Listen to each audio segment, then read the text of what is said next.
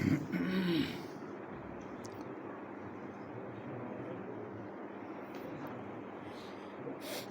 بالله من الشيطان الرجيم بسم الله الرحمن الرحيم ولقد آتينا موسى الكتاب فلا تكن في مرية من لقائه وجعلناه هدى لبني إسرائيل وجعلنا منهم أئمة يهدون بأمرنا لما صبروا وكانوا بآياتنا يوقنون. د دې کتاب دراتلو په وجه باندې د مکه خلکو ډېر شکونه کول، منافقانو هم دا خبرې کولې، مکه کې هم منافقانو او مخالفینو به خود خبرې کولې. نو الله تعالی د دې کتاب د حقانیت دلیلونه بشمیره په آیاتونو کې ذکر کړو، بشمیره دلایل چې دا کتاب د الله تعالی د طرف نه دی. اولم یکفهم انا انزلنا الیک الکتاب یتلا علیہم، دا لوی دلیل دی کنه چې محمد صلی الله علیه وسلم باندې دا قرآن نازل دی. خودلته په یو بل انداز کې د دې قرآن د حقانیت خبره کوي، هغه دا چې ولقد آتینا موسی الکتاب وجعلناه هدى لبني اسرائیل. اصل عبارت دسه دی ولقد آتینا موسی الکتاب وجعلناه هدى لبني اسرائیل. دا په منځ کې پکې فلا تکن فی مریة من لقائه دې ته ادخال الهی وای. دا پکې په منځ کې هغه چې په عام کلام کې نو دې ته جمله معترضه وای، او چې په قرآن کې نو دې ته ادخال الهی وای. ټول د الله تعالی کلام دی، خو کله الله تعالی د بل چا خبره نقل کی بیا په منځ کې پکې خپل خبره وکي. نو ولقد آتینا موسی الکتاب، او بشک موسی علیہ السلام ته مون کتاب ورکړیو، او وجعلناه هدى لبني اسرائیل، مونږ دا کتاب ګرځولې هدایت د بنی اسرائیل د پاره. یعنی بنی اسرائیل ته چې کتاب ملو شو نو هغه بنی اسرائیل چې په مصر کې ډیر مقهور مغلوب او مظلوم او بېوسه بېکسه قوم چې د فرعون په مخ کې د پاسېدو نو بچی ولا لالول او ښځې ولا ژوندی پرېښودې او ظلم یې پې کو، پاسېدو ته نه پرېښودو، خبرې ته نه پرېښودو، خو چې الله ولا کتاب ورکو نو په ټوله دنیا کې وځلېده. دویمه خبره دا ده چې په دې خلکو کې یوازې دا نه چې په هغه زمانه کې د موسی علیه السلام په زمانه کې یا په قریبه زمانه کې دغه کتاب هغه اثرات ښکاره شو په دنیا کې او دا قومونه پې وځلېده، بلکې وجعلنا منهم ائمة يهدون بأمرنا لما صبروا وكانوا بآياتنا يوقنون. دا هغه په قوم کې چې کوم خلکو چې د الله په آیاتونو یقینو او بیا د هغه یقین په بنیاد باندې هغوی هم هغه احکام خپل کړي وو او هغه هدایات خپل کړي چې الله تعالی ورته رالیږلي وو، او په هغې کې د صبر او د استقامت او د عظیمت نه کار واخیسته، نو د هغې نه مونږ امامان جوړ کړو. اوس دا خبره دلته بني مکې خلکو ته ولې کوي؟ ځکه یې ورته کوي چې ورته وایي چې تاسو دې ته ګورئ چې مونږ په دې مکه کې ډېر مغلوب او مقهور او مظلوم او کمزوري یو. نو د بني اسرائیلو نه خو زیات کمزوري نه یې، بني اسرائیل ته خو د مصر خلکو په دې نظر کتل چې دا د بار نه راغلي خلک دي. تاسو چې د مکې د باشندگان یې قریشیان، تاسو ته خو څوک دا نه وایي چې تاسو د مکې ته د بار نه راغلي، وایي تاسو خو د دې ځای اصل باشندگان یې. نو هغې ته خو دا وایي چې تاسو د باره راغلي خلک یې، او د هغې باوجود هم هغې ته په هغه مصر کې هم ترقي میلاو شوه او د هغې نه بار په دنیا کې هم ورته میلاو شوه. نو تاسو ته به یقینا دا ترقی ملاویږي، خو شرط به دا وي د پیغمبر به موجودګۍ کې به هم ترقی ملاویږي او د پیغمبر نه بعد به هم ملاویږي. نو بعد کې به چا ته ملاویږي؟ نو هغه چا ته به ملاویږي چې لما صبروا وکانوا بآیاتنا یوقنون، چې د الله تعالی په آیاتونو باندې دی یقیني، او د دې لارې کې چې جدوجهد کېږي په هغه جدوجهد کې ته صبر او عظیمت او استقامت اختیار کړي. امام ابن قیم رحمه الله په دې کې یو ډېر لوی بحث کړی دی. نو بیا پای کې په آخر کې هغه یو جمله ویلې ده، وی بالصبر والیقین تنال الامامة فی الدین.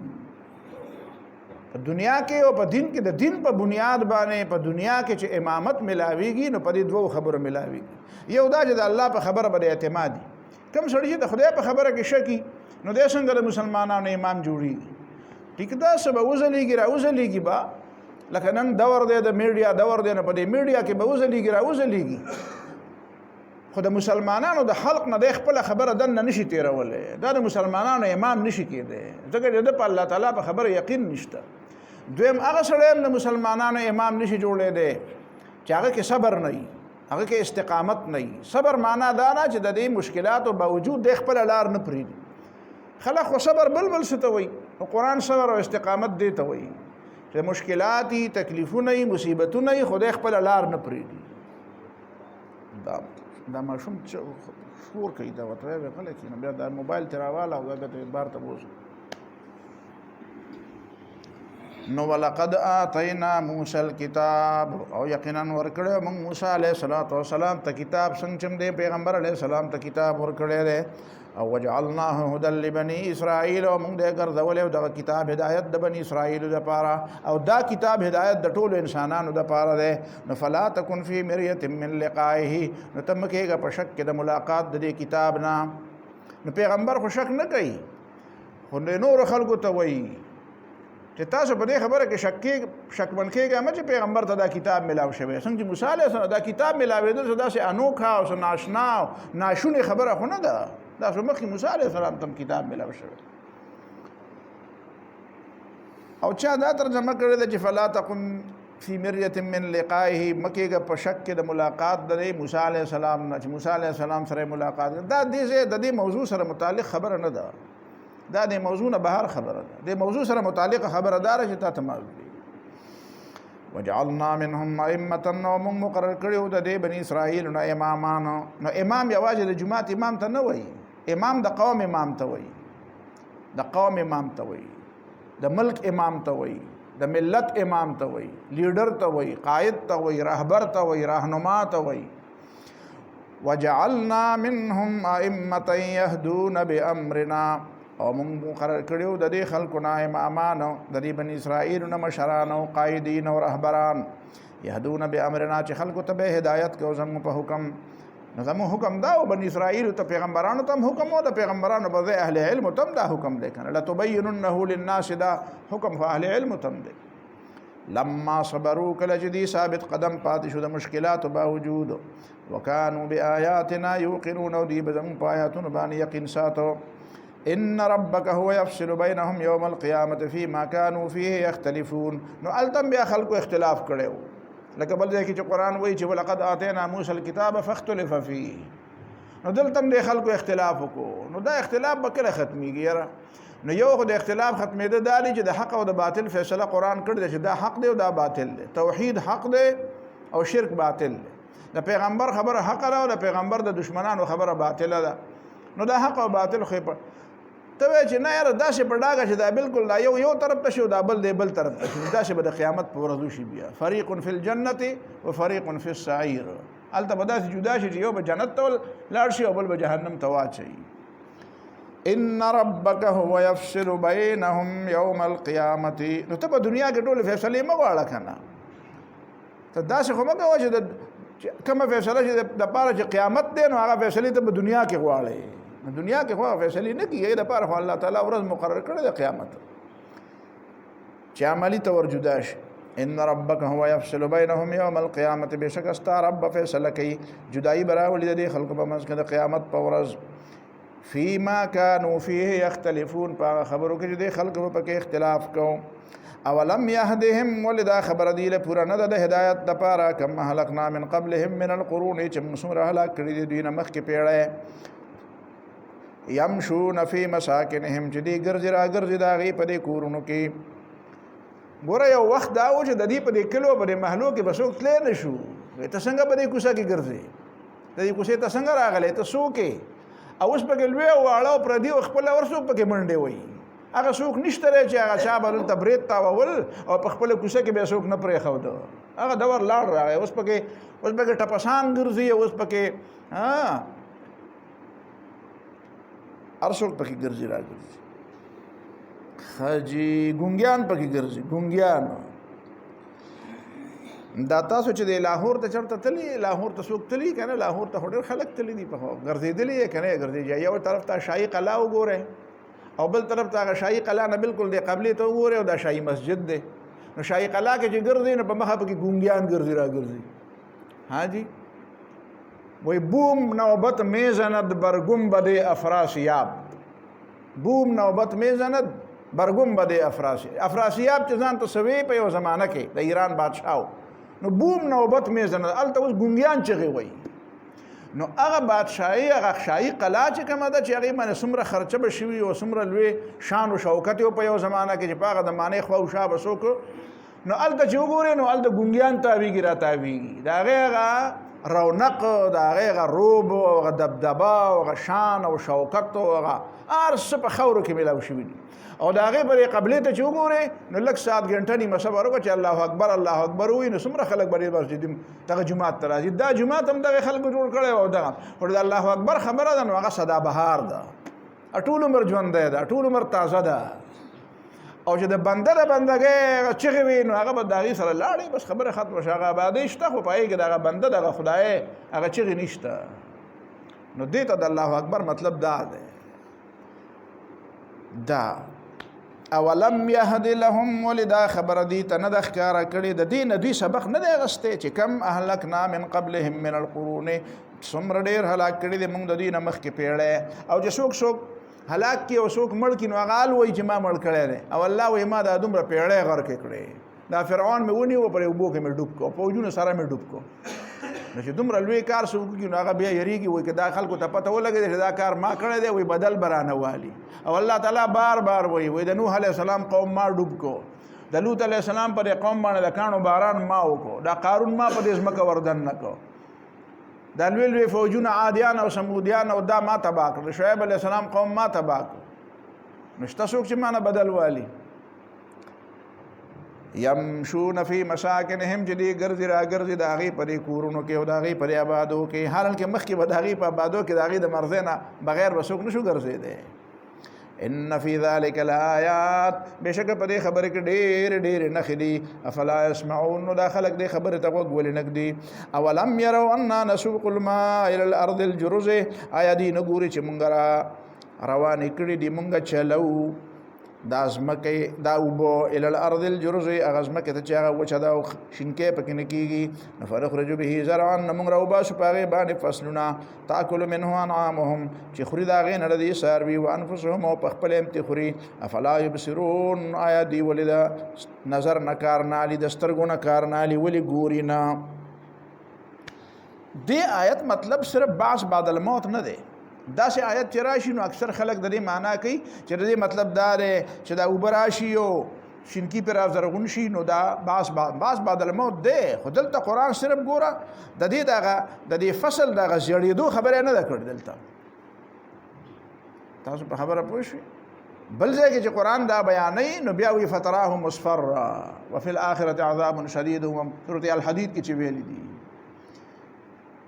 چې د دنیا د ژوند مثال څه دی. انما الحیات الدنیا لعب ولهو وزینة وتفاخر بینکم وتکاثر فی الاموال والاولاد کمثل غیث اعجب الکفار نباته ثم یهیج فتراه مصفرا. اول داسې چې لهلهاتی داسې شین او داسې فصلي چې هغه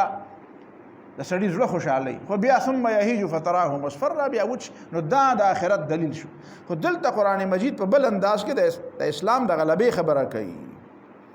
خبره باندې پوه شوئ چې دا د مکې دا خلک چې کوم دي نو د دې مثال داسې و لکه 2000 کالو راسې یا په ټوله دنیا کې پیغمبر نو راغلی. نو چې پیغمبر نو راغلی نو داسې و لکه د انسانیت دا ځمکه چې دا بنجره وه. دې بالکل فصل نه کو. بهترین عقیده، بهترین سوچ، بهترین اخلاق، بهترین کردار، بهترین معاشره دا ناپیده په دنیا کې. نو دا هغه ځمکه وه چې دا کومه ځمکه بنجره وه. نو موږ نسوق الماء موږ ورته اوبه را روانې کړې. او ګوره دا نسوق الماء مطلب څه دی؟ ضروري نه ده چې برای راست په یو ځای باندې باران وشي. دا باران خو برای راست په دې مکه وشو او بیا د مکې په ځای به بیا دا مدینې ته ځي نو دا برای راست باران به په دې مکه کېږي. خو باران په یو ځای وشي او خوړګۍ بیا چې دوی نو لرې لرې پورې دا د کوم ځای نه ده؟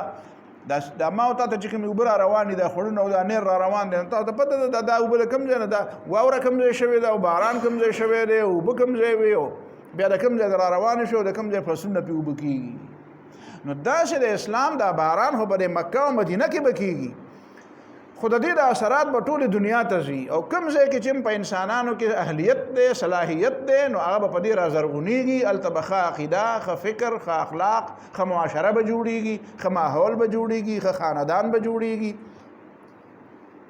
او د انسانانو صلاحیتونه په طریقې کې اعلی نسب العین به ته ملاويږي دا مطلب دی د دې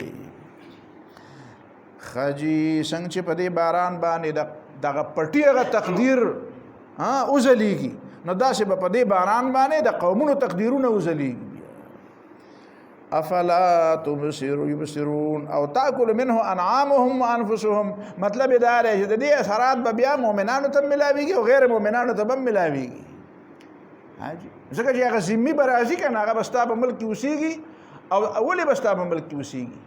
ځکه به اوسېږي دلته به ته امني دلته به ته حقوق ملاوي نو دا خبره د اسلامي حکومت نه بغیر او د اسلامي نظام نه بغیر کېدای شي دا په تش تقریرونو کېږي دی وایي اسلامي نظام صرف یو آیات دی په قرآن کې چې نقیم الدین دا داسې د عقل لاندې دي دا قرآن پته نه لګي چې په قرآن پوهېږي که نه پوهېږي دا څه وایي هر یو آیت نه دا خبره معلومیږي ويقولون متى هذا الفتح ان كنتم صادقين بیا د خلکو د اعتراض جواب دی چې تاسو چې وایي چې یو ځل به زمونږ او ستاسو په منځ کې فیصله کېږي لکه دا مخکې چې ان ربک یفصل بینهم یوم القیامة دا مکې خلکو په پیغمبر ته او صحابه ته بار بار وی چې تاسو موږ لا تاریخ راکې کنه چې زمونږ او ستاسو فیصله به کله کېږي تاریخ یې نه کو لکه د مدعی او د مدعی تاریخي کنه نو ار یو وایي چې تاریخ به کله وي وایي هغه د مام بل بیا تاریخ دې صبر وکوي پته به ولګي نو دیم وایي چې تاریخ مونږ ته وخایا کنه چې تاریخ به کله وي نو الله تعالی وتوي تاریخ ته نه خېما خوستا به کې فایده څه ده چې تا تاریخ خامخا ګوري تو کوم کله چې ته خپل ځان د پاغه ورځ غو بستا تباہی راځي نو ته دا تاریخ باندې جلدی ولې کېته نمبر دی ولې خوخته د خپل تباہی الله در باندې مهربانه دی مهلت درکې او ته هغه د تباہی ورځ به کله راځي نو بستا د تباہی ورځي ويقولون او دا مشرکان وی پیغمبر تا صحابه او تا متى هذا الفتح د فیصله دا ورځ بکې زموږ تاسو فیصله بکله کیږي ا تاریخ راته خاين كنتم صادقين چې کله تاسو رښتینی چې تاریخ یاد کو چرانه ير نشي خندا کوي کنه قل ورته وای یوم الفتح لا ينفع الذين كفروا ایمانهم د فیصله په ورځ باندې په فیصله ورنکي فایده ورنکي کسان چې کافرانه دا ایمان نو داغي بس ایمانی مطلب دا دی چې هغه ایمان بالکفر خدای کنه اخو د ایمان داوا کوي کنه او زم مؤمن ما او حقیقت کې ایمان بالکفر مخکې د ویلې شی به کنه او امنو بالباطل هغه ایمان بالباطل خو شته کنه ولا هم ينظرون ونبريت مهلت ورکړي فاعرض عنهم مختنا واړوا وانتظر او ته انتظار کوي ردیره تبای انهم منتظرون دیم د خپل تبای انتظار کوي دي دراتلو انتظار کوي چې قیامت بکله راځي نو ته انتظار کوي چې کله به راځي نو چې راشي نو پته به ولګي چې کم پکې خرابيږي او کم پکې بچکی بسم الله الرحمن الرحیم سوره الاحزاب احزاب د حزب جمع ده حزب ډلې ته وای په خوا به ډلې د عصبیت په بنیاد وي نو قبیله به ډله وه دې ته چې احزاب صورت وایي نو په دې کې د پارټو نومونه داسې پارټۍ نه وي چې یو فلانکی پارټي وه بله فلانکي پارټي وه یو خلق پارټي وه بل پرچم پارټي وه داسې نه وي داسې پارټۍ وي چې هغې مطلب ډلې وي بنو غطفان یو قبیله وه ډېره غټه قریش غټه قبیله ده داسې دا یهودیان دا غټه قبیله ده نو دا قبایل پارټۍ وي په هغه زمانه کې هغه زمانه کې دا نن چې د ډلې کوم حیثیت دی د پارټۍ کوم حیثیت دی دا په هغه زمانه کې د په قبایلي نظام کې د قبیلې دا حیثیت دی نو قبیلې ته حزب ویل دی دا صورت چې کوم دی مکی مدنی صورت دی او دا د غزوه احزاب غزوه بنو قریظه پدې کې غټه غټه اهمه موضوعات اصل کې خبره دا وا چې کله د احد په دې موقع باندې صحابه کرامو ته تکلیف ورسېد او یا صحابه کرام شهیدان شو او دا شکور را پیدا نو چې هغه کې زخمی نو خود رسول الله صلی الله علیه وسلم هم زخمی وو د نبی له صلوات و سلام تر حضرت حمزه شهید شوی نو دا یو کورم نو چې په هغه کور کې غم نو نو د دینه بعد د رسول الله صلی الله علیه وسلم خواوشا چې کوم دشمنانو نو دا لګ زړور شو ظاهره خبره ده دشمن کمزور شي سړی کمزور شي نو دشمنان په زړور شي نو د نبی له صلوات والسلام دشمنان خو او شا چې د احد د غزا نه بعد چې په دې کې کوم مسلمانانو ته تکلیف رسیدل او د باندې ډیر زیات زړور شي او د دې د زړورتوب په وجه باندې بیا هغه سازشونه او چې کوم سازشونه ته تاریخ کې بیا ګوره تفسیرونو کې ګوره لکه مثلا دا چې د غزوه رجی واقعیا چې کوم وا دار د احد نه بعد شو رجیع چې عزل او قاره دوه قبیلې وي او دی نبی علیہ الصلوۃ والسلام ته چې موږ له قاریان او خلق راکا چې موږ ته قران وای نبی علیہ الصلوۃ والسلام ورشپګو کسان ورکړو او هغه بالاخر شهیدان کړل او حضرت خبیب رضی الله تعالی عنہ او زید ابن دسنه رضی الله تعالی عنہ دا ژوندۍ ول او د مکه په خلکو باندې خرج کړل او حضرت خبیب ال تبیا پانسی کو حضرت خبیب رضی الله تعالی عنہ او دا هغه حضرت خبیب رضی الله تعالی عنہ د مکه مشرکانو د مکه نه بار تویس د تنعیم چې وتوی مسجد عائشه چې وتوی چې خلک عمره لال تنرازی دالته بوتو الته بیا او ته به وی چې ته وایا چې زما په زید نبی له صلوات والسلام قربان شنو بیا به پرید ناغه وی چې نه دا خو نه ویم او به ټوټه مطلب دا رہی چې غشوی وشتو په توري وه او په دې طریقه باندې وجل او هغه اشعار ویل دي چې ولست ابالي حين اقتل مسلما چې مسلمان مرم نو زماړو پروا نشته علی ای شق کان لله مسرعي مسجعي چې په کومه ډډه ز پریوزم د الله د رضا د پاره وذلك في ذات الاله و اي شاء دا خو د الله د رضا د پاره دا تکلیفونه برداشت کوم او که الله تعالی وغواړي نو یبارک علی اوصال شلو الممزعي زما پر ټوټه اندامونو کې به خیر او برکت پیدا کی او به خیری کړی دي خلکو ته وی اللهم اقتلهم بددا واحصهم عددا ولا تبق منهم احدا الله تعالی ځان له تبا کې او یو تن پکې ژوندې پرې مدي دا د مکه سردارانو دا کار کو او دا خیری دومره موثر وی چې بیا رسول داغه نه پس عمر ابن سعد وی هغه د حضرت عمر په زمانہ کې چې هغه د حمص گورنر دی نو هغه باندې بس چل کې درا پرې وته با نو خلکو شکایت کو حضرت عمر ته تاسو کو د خلک وی ډیره پریوزی کله کله ورا پریوزم زکه چې زه په هغه وخت په مکه کې و مکنه نو ما خو د حضرت خبیب سره مدد نو کړي او هغه خیری کړي نو چې ما تر آیا چې نو زم چې زما په باره کې قبول شي حالانکه په هغه وخت مسلمان نو دا واقعا د غزوه احد نه بعد شو بیا دیخوا سنور خلکو او نبی له صلوات و سلام ته دا وی چې مونږ له کسان راکا او مونږ سره بدلتا مونږ ته قرآن بیانې او مونږ ته دین بیانې او استاد فیصله به مونږ ته اوري او یا کس قرآن نبی له صلوات و سلام غیله ورکو او هغه د بیر معونه واقعا را چې پای کې هغه ټول شهیدان شو صرف یو صحابي دا غي نه بچ پاتې شو نو دا زه په دیو دا راځړ ورشي په دغه زمانہ کې بیا بنو نذیر چې دین او هغه جلام شو بنو نذیر هم داسې زړه ورشو هغه د نبی له صلوات و سلام د مرګ منسوبه جوړ کړه نبی له سلام د یو کار د پاره ال تتلو او راځي سورته حشر کې هغه به یو ځکه ولزه سم کړه دیوال مخکته لاندې او بل سړی ال توخی جو یو غټ ال توخی جو او په نبی له سلام راواچو نو به وایو چې دیوال نکانه را پرې وته نو الله تعالی نبی له صلوات و سلام ته وحی وکړه چې نه پاسه حدیث ته د مرګ منسوبه جوړ کړي نو هغه جلا وطن کړه دا خلک ولې زړه ورکې د دومره دا ځکه چې دی په احد کې دی وی چې احد کې نبی له سلام شکست خورلې مرګر نو راشه بس موږ دا هر سړی به خپل بدل والی سړی چې کمزور شي هر سړی خپل بدل غستو سوچ کوي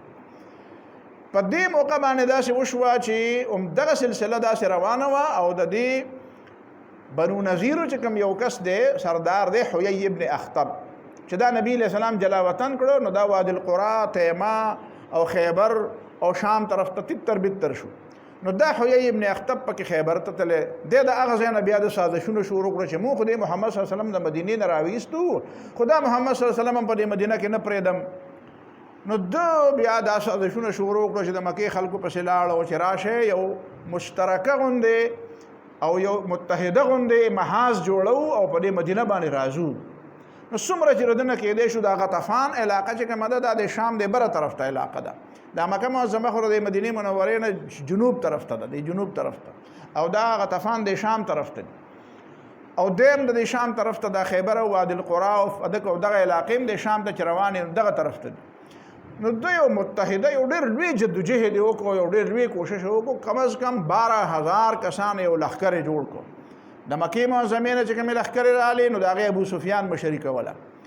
او د غطفان نه چې کوم لخر رالی نو دا غي د بنو غطفان او بنو اسد او بنو اشجع او فلان دا قبایل مختلف دا رااله د هر قبیله خپل سردار نو دوی چې رااله د دې د خیالو چې موږ به اچانک پر مدینه منوره باندې حمله وکړو او دا مسله به سره ختمه رسول الله صلی الله علیه وسلم خدا سے غافل نه نو نبی علیہ الصلوۃ والسلام ته پته ولګی دا چې مخکې پته نه وی لګیدلی او اچانک دا لخر مدینه باندې راغله وي نو بیا خبر ډیره زیاته خراب و خو نبی علیہ الصلوۃ والسلام خبر دنیا د حل نزان خبرو جاسوسان بم زي په زي بل دا چې په هر قوم کې به داسې خلک چې هغه به نبی علیہ السلام سره دلچسپي و د عقیده او د فکر او د نظریه خدا مزای کنه او چې قومیتی نه قوم یو قوم سره به بل قوم کې څه کوي چې الته کې داغه لپاره جاسوسي کوي خو چې نظریه نو د نظریه لپاره خلک په هر قوم کې پیدا کیږي نو نبی علیہ الصلوۃ والسلام ته خلک داسې اطلاعات به امر رسول او خپل نبی علیہ الصلوۃ والسلام به جاسوسان ګرځول نو نبی علیہ الصلوۃ والسلام پوه شو چې دا خلک را روان دي نو سبب وکړو نو د مدینه منورې دا جنوب طرف ته چې کومه علاقه را دلته خو بنو قریظه آباد او بنو قریظه په یو معاهده کې د نبی علیہ الصلوۃ والسلام سره بندو چې هغه ته میثاق مدینه وای میثاق مدینه کې دینه وعده غسته و چې د بار نه فوج راته نو تاسو به د مدینه تحفظ وکړو د خپل خار تحفظ وکړو ها بار که مو سره نه ځای کومه بار چا سره جنگ کوو نو که تاسو نه ځای نو مزه خو چې په مدینه باندې څوک د بار نه راشي نو تحفظ مو تاسو شریک خار دی او بل ته باغونه هم ډیر زیات اوس هم باغونه دي نو دې باغونو کې بیا د فوج د نقل و حرکت لپاره بیا د غونه او د باغونه خامخا یو رکاوټ پیدا کینو دلته داسې خطر نه و خطر چې کومه ده نو هغه د شمال طرف ته وا شمال مغرب طرف ته نو دغه رسول الله صلی الله علیه وسلم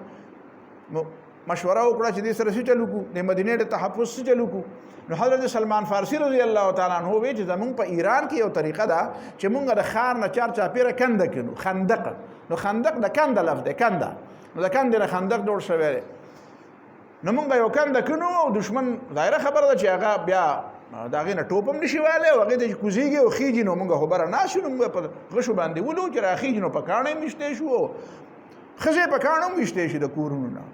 نو دا نبی علیہ السلام دا مشوره ډیره خوښه شو په شپږ ورځې کې دنه هغه خندق وکنهسته چې هغه 7 مساجد چې ته ګورې التا دا د چار چاپیر نو دا نبی علیہ السلام په خپل کار کو دا د مزدوري خبره چې کوي یو مې خبره چې کوي دین دا په کار ده دا خندق دا واقعیا اولوري چې رسول الله صلی الله علیه وسلم په خپل په خېټه باندې کانیم تړلیو او په خپل باندې به ټاټکې او خاورې به راغستلې او په خپل به ټاټکې دغه نه راغسته د کند نه په خپل بل کې مزدور په شانت کار به کو او صحابه کرام ودار رضی شیرونه وي نحن الذين بايعوا محمدا على الجهاد ما بقينا ابدا او نبی علیہ السلام به اللهم لا خیر الا خیر الاخره فاغفر الانصار والمهاجر او د لوګینا او د مشکلات مو ډیر زیات وګي بمو تګي بمو لیکن نبی علیہ الصلوۃ والسلام او صحابه کرام لګیاو د مدینه د دفاع لپاره کار وکاو دا د دفاع کول دا د دین کارو د مدینه دفاع د دین کار د اسلامی زمکه حفاظت کول دا د دین کار نو بهر حال دی رااله دا ټول خلق چرالن نو د جمی موسمو د دې خدا خیالو چې एकदम به بس ور بشو مدینه باندې به حمله وکړو چور چپاو تالان به جوړ کو خبره وخت مشي بس اشرال لته خندق کته خندق نه بعد خودي حیران چې دا څنګه کې دي شو نه الته نبی له صلی الله علیه وسلم به ولاړو په دې کې د نبی له سلام نه منظم قضا شوی حضرت عمر نن به منځونه قضا شوی ځکه چې دا میدان د جنگ خو ساتل خو مورچه خو ښکارا خبره ده خو ساتل پکار دا واقعه داسې روانه و او شل 15 ورځې پورې دا محاصره جاری و چې محاصره جاری و په دې منځ کې داسې چلو شو چې دا حوی ابن اخطب په دې پوه شو چې دا مسله خو زمونږ د حالاتو زمونږ د تجزیه مطابق خدا شی بدل شو اوس یو داسې چل کول غواړي چې یو एकदम حمله پکار ده ځکه چې موږ سره کوم سامان د رسد او خوراک او هغه ختمېدو واله ده او یوازې په یوازې موږ نشو کولای د حمله چې سو پورې موږ سره د بنو قریظه مرګري شي ویني نو حوی ابن اخطب ولګي د هغه ته کسان ولګل او په خپلم لاړو او د بنو قریظه سردارانو ته وی چې داسې چلو کې چې د محمد صلی الله علیه وسلم سره د معاهده ماته کې او راځي یو ورځ مقرره تاسو په داغه طرف راشه موږ په دې طرف لاړ شو رسول الله صلی الله علیه وسلم داسې کړیو چې دا زنانه چې کوم وی ماشومان او زنانه دای دې طرف ته د بنو قریظه او طرف ته چونګې د نبی رسول الله د خیال شو د امن طرف ده نو دغه طرف ته مشکل نشته چې دا خلک زموږ مرګري دي مونږ باندې حمله نشي کولای وعده ده معاهده ده نو زنانه الته ودرولې وي او حضرت صفیه رضی الله تعالی عنها د نبی علیہ السلام ترور چې کومه د پلار طرف نه مونږ ترور او ماسی جدا جدا نه وایو ثوابه ولا ماسی جدا وي او ترور جدا وي دا د نبی علیہ السلام د پلار طرف ماسی د مور هغه ته دی ویو د پلار هغه ته ترور مونږ دواړو ته ترور وایو نو دا د نبی علیہ السلام د پلار خور و حضرت صفیه رضی الله تعالی عنها نو دا الته ولاړ و پټکې واله او د سړی جامې به وستې وي او تور ور سره و او یو دوه کسان داسې په قلاره غلي غونډې په چل راغلی چې ګنې دې قلا باندې حمله وکړو وګوري جایزه والو چې څنګه چللې دی و د تور تیار نیولې دا او دا په پوی د چې سړی خو روان دی او یو آن نو ته شاته شوی و چې دې څنګه سر راخاره کو او دې چې خلاص کو سره تی وو چې سره تی وو نو دې غوږ نه ونی او خپل مرګري ته سر هغه طرف ته ور واچو دا والا د مرګري هغه طرف نه چې هغه وکتل چې په دې دا موږ ته اطلاع دا هغه ته دا اطلاع ورته تشه زنانه دي هغه دلته زنانه ته فوج دی او دا زبردست تکړه فوج دی چې دا هغه په یو گزار سړی نه سر واچو خبره تاسو پوښ او بیا حضرت صفیه رضی الله تعالی عنها لخپې په کې خو دا هغه غزغره مره وغه سامان مامان چې کوم دی هغه توري موري وغه غشي مشي لیندې تر واغست هغه مالی غنیمت نو هغه خو ير د جلد خدا دا واقعات بکیدل او په دې کې د حیی ابن اخطب د بنی قریظه او ته وی چې د نبی له سلام سره د معاهده هغه ویره د مونږ سره معاهده دا مونږ ته تکلیف نه دی راکړي هغه ورته ګوره مونږ یې وشړلو کنه بنو قینقاع وشړل کنه سبا لستاسم نمبر دی د مدینه کې پریدینه د محمد صلی الله علیه وسلم خرازه نن مونږ یو موقع منتدا او د موقع کې مشترکه فوج هم راوسته دی او دا موقع مزایه کوي تاسو په دغه طرف راشه مونږ به دې طرف ورشو هغه به سیده او بیا وسلې را جمع کړي ډېر وسلې را جمع کړي زغرې را جمع کړي توري را جمع کړي غشي لیندې را جمع کړو خو یې په خبره باندې ډالونه را جمع کړو دا زمانه چې د جنگ کم سامانو او تیاری وکړو خلکو ته وی چې تقریبا 700 کسانو پورې د دې تعدادو ځوانانو سړو تعداد رسول الله صلی الله علیه وسلم ته پته ولګیدا نو نبی صلی الله علیه وسلم حضرت سعد ابن عباده اور سعد ابن معاذ رضی الله تعالی عنہ چې دا د اوس سردارانو دا اوس قبیله د نبی له سلام دراتلو نه مخکې د بنو قریظه او د بنو اوس قبیله په خپل منځ کې خلافت او دوستی و نو نبی له سلام پسې ماغه دوستان ورولېګل چې لکه وته وایا چې دا تاسو چې د معاهده خلاف ورزي کوي تاسو د موږ سره معاهده کړې میثاق مدینه معاهده موږ سره هغه معاهده خیال وساته نو نبی له سلام په خندق کې کار کوو مطلب دا دی چې الته مورچه کې ولاړو مورچه کې ناشتو صحابه کرام هم مورچه کې ولاړو نو نبی صلی الله علیه وسلم ته وی چې داسې چلو کا چې هغه په خپل وعده باندې ټینګ پاتې نو د ټولو خلکو به مخکې راته وایا چې آو هغه خلک په خپل وعده ټینګ دي او که هغه د خپل وعده نه تختیدلی نو بیا به په اشاره کې صرف ما ته خبره وکړي چې اسنه چې د خلکو کې لږ بزدلی پیدا شي لږ کمزوري پیدا شي ځکه چې په جنگ کې خدا پروپاګاندا ډېر لوی اثر کوي نو چې دا پته ولګي چې دې طرف نم را باندې راځي او د دې طرف نم راځي نو کمزوري خلک خوشته بعضې کسان داسې چې هغه مؤمنان دي او ښه مضبوط مؤمنان دي خو د جنگ په لحاظ سره کمزوري یعنی د عرب خو موږ ته داسې ښکاري چې موږ وایو چې دا خو ټول جنګیالیان دي خو په هغه زمانه کې پر عربو کې هم داسې خلک وو چې جنګ نه به تښتېده جنګ به یې نه وخه دا ضروري نه ده چې هر سړی د جنګجوی او جنګیالی دي ایمان یې ښه مضبوط دی خو جنګیالی نه دی یریږي د جنګ نو نبی علیہ السلام یې اجازه کړې داسې افراتفری پیدا نشي هغوی چې هلته ورغلل نو تپوس یې وکړو چې بھائی تاسو سره معاهده ده هغې ورته ویل چې ها نه معاهدې نشته بد دا موقع د اخري او تاسو لاس آزاد او زمونږ هم لاس آزاد هغه چې راغلل رسول الله صلی الله علیه وسلم ته په اشاره کې خبره وکړه وی عزل و قاره وی چې څنګه به عزل او قاره غداری کړې وه موږ نه کسانو غوښتل او بیا یې مړه کړه داسې غداري دي موږ کړه نبی علیه الصلوة والسلام ډېر سخت خفه شو او سوچ شروع کو چې دا به څه کېږي په دې منځ کې چې کوم کمزوري خلک وو یا چې کوم منافقان وو هغې پروپاګنډې شروع کړې چې خندق یې کنسته دغه ګټه باندې ګزار وکړو د هغې نه کوم بصیرې لاړه نه موږ ته ویې چې د حیرې او د یمن او د شام او د روم ماڼۍ به ملاویږي موږ ته او اوس دا صورتحال دی چې موږ په دې یریږو چې د مدینې نه بهر او دسمات یې هم نشو وتلی او زمونږ کورونه هم دا غیر محفوظ شو نو راله د نبی رسول الله به اجازه ته غوښته چې ان بیوتنا عورا زمون کورونه پړډاګه پراته دي دشمن ته بالکل پړډاګه دي او محفوظ نه دي حالانکه دا محفوظ په دې معنا قرآن وایي چې وما هي بعوره ان يريدون الا فرارا دغه دا خو د انفرادي کار نه دی چې قوم راشي او خار چې دی هغه د دشمن په نرغه کې شي نو دا یو سړی صرف ځان بچ کولو دپاره کوشش کوي دا د بېوقفتوب کار دی بیا پکاره چې یو اجتماعي ده او اجتماعیت دلته لګیا دی د پیغمبر په قیادت کې هغه د ټول مدینې د حفاظت غم کوي د خپل بچي هم په هغې ځای کې دي نو ته پکې لا ځان له څنګه په کور کې کورکۍ جوړی دا د منافقانو دا کار و ځکه چې هغوی فرار غوښتل اسلام د پاره مقابله او قرباني کول زړه نه غوښته نو بانې کولې رسول الله صلی الله علیه وسلم دلته یو طریقه اختیار کړه دې بنو غطفان ته سوال جواب وکړو اصل کې خو پکې د زیات خلک د بنو غطفانو هغې ته سوال جواب وکړو چې کوم خوښوي نو یو خبره کوو په دې باندې لږ مذاکرات کوو هغه دا چې د مدینې د پیداوار به سکالې ونتړ یعنی یو سلس په دریو کې یوه حصه به مونږ تاسو له درکو خو تاسو د دې مدینې نه واپس لاړ شئ نو دې خبرې کېدې را کېدې او قریب وه چې په دې باندې معاهده شوي وې نو رسول الله صلی الله علیه وسلم د حضرت سعد بن عباده او سعد بن معاذ رضی الله تعالی عنہ چې دا د اوس سرداران او دا غټ قبیله وه په دې مدینه منوره کې دوی راوغوښته چې ما دا مسله کړې ده د بنو غطفان له لږې د مدینې په دې پیداوار کې څه حصه ورکوم او دا خبره ختمول غواړم چې دوی واپس لاړ شي او دا مکې والا که پاتې شو که دا نور پاتې شو دوی سره به راکاږو دا دومره نه دي خو چې د دوی په منځ کې پوټ پیدا شي دا شدت او دا لویه جمګټه ختم شي نو حضرت سعد بن عباده او سعد بن معاذ رضی الله تعالی عنہ نبی علیہ السلام ته د خدای پیغمبر دا ستا یو جنگي تدبیر دی وینا ودا د خدای له طرف نه حکم دی وینا نو بیا څنګه دا وی تاسو بچ کوم وی زمونږ د پاره دا اختیار دا بچ کوم وی او تاسو بچ کوم چې د مدینه بچ او تاسو بچ شي تاسو بچ کول مې مطلب دی نو هغه وته وی د خدای پیغمبر مونږ چې کله مشرکانو نو دي زمونه یو دانم زمونه مرزینه بغیر نه دا غسته او خو موږ مؤمنان یو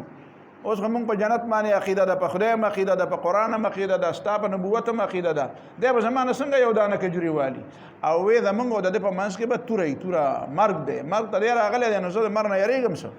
او نبی رسول الله ته وی چې د سوال جواب وکړي چې موږ دا معاهده نه نبی رسول الله هغه ته وی صحیح سم در کوم بس کته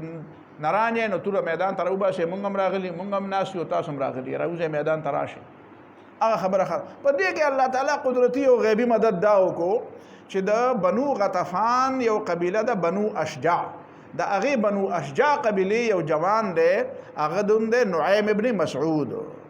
ابن مسعود اشجعي دا د بنو اشجع قبیله دا کس راغی او نبی علیه الصلوة والسلام ته په څه طریقه ځان راورسو نبی علیه السلام ته ولې غوندې په وخت کې وي د خدای پیغمبره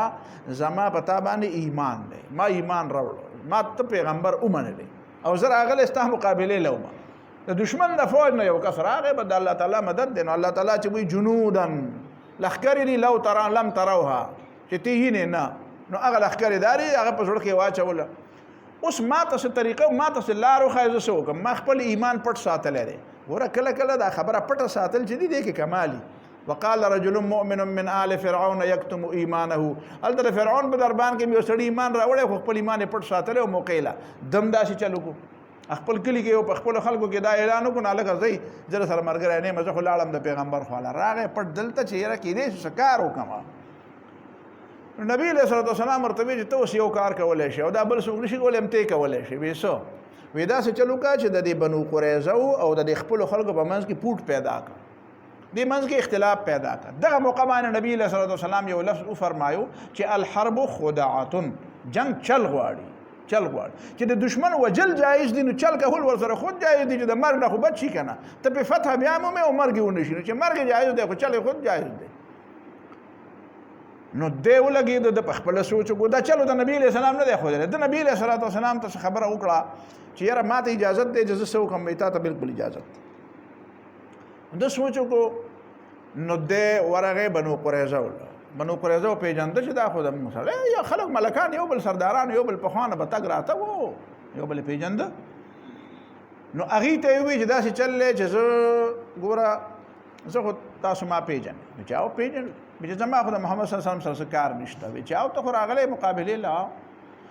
نو وی زما یو خبره دا ده چې زه ستاسو د خیر یو خبره کوم تاسو هم اهل کتاب یې لکه دا خبره خو په ذهن کې وه چې د دې اهل کتابو خو په دې خواوشا کې ډېر لوی قدر ځکه خو قرآن ورله دونه اهمیت ورکړی سورت بقره تاسو ګورئ ابتدا کې ټول د اهل کتابو د بحث نه خبره ده نو تاسو سره د موږ همدردي دا چې داسې چلو کې چې جنگ خو سبا بل ورځ برازو جنگ بکو خدا خبره ده جنگ وګټلې کیږي او بیرلې کیږي مو کې دې جنگ وګټو چې وګټو خو وګټو او دا مدینه روانه کو او نبی صلی الله علیه وسلم له شکست ورکو یا به قتل کو نعوذ بالله خدا راته وایي چې دا جنگ خبره داسې وشي چې مونږ یې ونګټو مونږ یې وبېلو نو مو خو د بل ځای نه راغلي خلک مو خو به کډېوالو وزوبه نو مو خو ډېر لري او تاسو خو دلته ناس یې نو چې تاسو ناس یې دا محمد صلی الله علیه وسلم او دا ملګري خو بیا خوري وی هلکه خبره خو دې ټیک ده نو بیا نو ستا ذهن کې څه حل لري دی اوس خو موږ معاهده خو ماته کړې ده او محمد صلی الله علیه وسلم ته پته لګېدلې ده وی طریقې دا ده چې داسې چلو کې چې د دې بنو غطفان نه او د دې قریشو نه د دې سردارانو د بار نه کم راغلي خلک دي پسې سوال جواب وکړي چې باچا جنگ به هله شروع کوو چې موږ له 50 کسه لاس تړلي راکړي چې دا به موږ سره دلته وي ځکه چې که جنگ موږ وبېلو نو چې در مرګه پورې تاسو موږ خبره اخیری حدا پورې تللی نه هغه پورې به تاسو موږ نه ځای نه اصله چې جنگ موږ وبېلو او تاسو بیا تختې او موږ ورته دلته پرېږدی نو چې که موږ دپاره نه جنګېږئ نو هغه 50 کسان بس تاسو موږ سره وي نو د هغې دپاره خو به جنګېږئ او چې څو پورې دا خبره سر ته نه رسېدلي نو ستاسو دا 50 کسان به موږ سره یرغمالي ځکه چې موږ خو چېرته نه شو تللی موږ خو نه شو تښتېدی تاسو خو به لاړ شئ وی یاره دا خو نو یم د دوستۍ حق دی ادا کړو بالکل د مرګرتیا او د دوستۍ حق دی ادا کوي زبردست خبره دی وکړه بیا لاړو خپلو خلکو ته وي چې خبرې ما خو یو چکر مکر ولګو او حالات خو بدل دي وی څنګه بدل دي وی دا بني قریظه چې کوم دي که نه دوی په خپله وعدې په ماتېدلو ستومانه شوي دي او دی وی چې کارم غلط کړی دی او نبی صلی الله علیه وسلم نه اوس معافي غواړي محمد صلی الله علیه وسلم نه معافي غواړي او د معافۍ طریقې دا ده چې 50 کسان به ستاسو نه غواړي او دا 50 کسان به لاس تړلي محمد صلی الله علیه وسلم له ورکوي چې دا مړه که خو موږ معاف کا نو په دې طریقه باندې به هغوی د محمد صلی الله علیه وسلم نه ځان بچ کوي نو ګورئ هوښیار اوسېږئ هسې نه چې رښتیا وله سړي ورکوي نو دا خبرې کېدې او دې د یو بل سره دا خبره کوله په دې کې آخر وایي چې یاره داسې چل کوو چې مخکې له دې نه چې دا خلک را باندې یو سازش وکړي او داسې قصه بیسه وشي نو راځئ چې دې ته سوال جواب وکړو چې هلکه بس د سبا نه پې حمله کوي نو دی هغې ته بنو قریظه ورته سوال جواب ولیږو چې بای داسې چل دی چې مونږ هم تنګ شوي یو جمع هم دی او یخني هم ده او کبر هم خرابه ده او دغه مغه هم کم دي ده زادراه او توخم وخم را سره کمه ده خو بس سبا نه ته هغه د هغه طرفه راشي مونږ به د دې طرفه ورځو چې دا خبره ختمه کړو هغې ورته ویې چې یاره دا صاحبه داسې چل نه کېږي چې موږ به د دې طرفه درشو تاسو به د هغه طرفه ورشئ زموږ څه خبرې دي هغې خبرو باندې به خبرې کوو وی څه خبرې دي وی خبرې دا دي چې موږ له به 50 کسان راکې ځکه چې که جنګ وبېلو نو تاسو خو بیا تښتې نو که زموږ دپاره نه نو د هغه خپلو 50 کسانو دپاره به تاسو بیا د آخره پورې جنګ کوئ چې دا خبره څو پورې یو طرف ته شوې نه وي نو موږ لپاره او یاره دا نعیم بن مسعود اطلاعات خو ډېر مضبوط دي ډېر زبردست دي سړي خو ډېر زبردست خبره او شی خو رښتیا دی خو موږ نه کسان غواړي دوی په دې سوچ کې و چې دغه کسان هم رانه لاړل او دا کېدی شي زموږ په دې نور ملګرو کې هم چېرته څه مسله وي نو د شپې دی ناست دي او ابو سفیان لګېدلی دی او سوچ کوي چې یاره څه فیصله وکړو په یو کمره کې دننه پټ ناست دي او نبی علیه صلات وسلام صحابه کرامو ته ووایي چې پاسئ یو کس او لاړ شي د دشمن د کیب نه خبر راوړئ تازه خبر راوړئ چې هلته څه مسله ده هغوی څه کوي څه ارادې دي نو حضرت حذیفه رضی الله تعالی عنه ته نبی علیه السلام یې ته پاسه هغه پاسېده یا په خپله نبی علیه السلام ته یې ته پاسه وی زه ورشه حضرت حذیفه وایي سخت جمع و د جمعې نه به سړی رپېده خو په ما داسې خولې راتلې د سر نه مې د خپو پورې دا خولې رانه بېدې ځکه چې معمولي کار خو نه و ډېر ګران کار و چا ورته ویلي وو ورته ویې تاسو مزې وکړې پیغمبر هم لیدلی دی او موږ د دې مزو نه محروم وو هغه وی دا مزې وی په هغه زمانه کې ډېر خلک هم وو خو وی دا داسې اسان کار نه و د پیغمبر په خوا کې ګرځېده او ناسته داسې اسان کار نه و نو بیا ورته دا خپله قصه م وکړه وی زه په دې خولو کې ډوب روان یم او هغه خیمې ته مې ځان ورسو چې کومه خیمه کې ابو سفیان لګیا دی تقریر کې خو تیاره ده وی ابو سفیان وی چې خبره کوو خو داسې چلو کوي چې چېرته د محمد صلی الله علیه وسلم جاسوس خو به در پکې نه نو هر سړی ولګېدی او د خپل ملګري نه تپوس وکړي چې دا څوک دی نو وی ما فورا په بل سړي حمله وکړه چې څوک یې وی هغه راته وی ما وی چې دا خو پلان کې دی هغه ته مې دا موقع ورنکړه چې زمان هم تپوس وکړي چې ته څوک یې جرأت خو یو شی دی که نه بهادري حوصله مورال عزم دا خو یو شی دی که نه هغه نه مې تپوس وکړه چې څوک یې وی چې زه فلان کې وی ما دا خو فلان کې دی ښه هغه ته دا موقع ډو ملاو نه شو چې ما نه تپوس وی ابو سفیان وی چې مسله دا ده چې بنو قریظه هم رانه لاړه، نورم د غطفان هم ډېر پته نه لګي، راشن ماشن هم ختم دی، یخنیم ده، موږ د دومره اوږدې خبره د پاره راغلیم نو او خوښ هم نه ده چې داسې چل وکړي چې سبا سبا کېږي چې هر سړي خپل کلي ته بس ځان رسوی نو بس قافلې مافلې هم په تندر مه لګوی، خو چې کلي ته ځان رسوی نو بس څوک څنګه ځان رسوي. دغه وخت کې الله تعالی په دې باندې سیلام راوسته، طوفان پې راوسته، دې نه یو دوه خطا شو، څوک په یو طرف لاړه او څوک په بل طرف لاړه. دا چې کوم په دې جماعتونو کې یو جماعت دی، تاسو مدینه منوره کې کتلی دی، الګ په پاړو چې ورته وخېږي بره د هغې په خوا کې ډېر غټ جومات جوړ کړی دی، خو دا جومات سره خوا کې داسې بره چې وخېږي، نو دغه جومات ته رسول الله دې ته مسجد فتح وایي. دغه ته چې نبی علیه صلات وسلام وختو چې ویې کتل نو هغه میدان خالی و، نو رسول الله صلی الله علیه وسلم وفرمایل چې لن تغزوکم قریش بعد یومکم هذا ولکنکم تغزونهم. د دې نه پس په قریشو کې د حملې او مدینې باندې د حملې کولو د راتلو زور پاتې نشو، اوس به دا هغې په دفاع کې شو او د حملې قوت مونږ طرف ته را منتقل شو، اوس به مونږ حمله کوو ولکنکم تغزونهم. او دې نه مخکې نبی علیه صلات وسلام دې ته خیرې هم کړې وي. نو الله تعالی دا حالات برابر. بیا چې نبی علیه صلات وسلام ماسپښین ټیم کې کور ته راغی، ځکه چې دې خو لاړه وتښتېدو، نو چې کور ته راغی نبی علیه صلات وسلام او غسلخانې ته ننوته چې د ځانه دوړې وڅنډي، نو جبریل علیه صلات وسلام مخامخ راغی، ورته ویې د خدای پیغمبره ما خو لا اوسغره او تورې مورې نه دي کوزې کړي او تاسو یې کوزوئ. نو نبي علیه صلات وسلام یې چېرته وی بنو قریظه ته، وی دې خو بدعهدي کړې ده، اوس پر یې ګرم جنګ کې دې له سزا ورکول پکار. نو رسول الله صلی الله علیه وسلم راووتو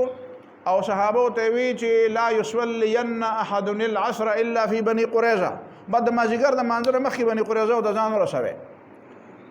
مونځ چا په لارې وکړو چا هلته وکړو، خو مطلب په دې کې نه و،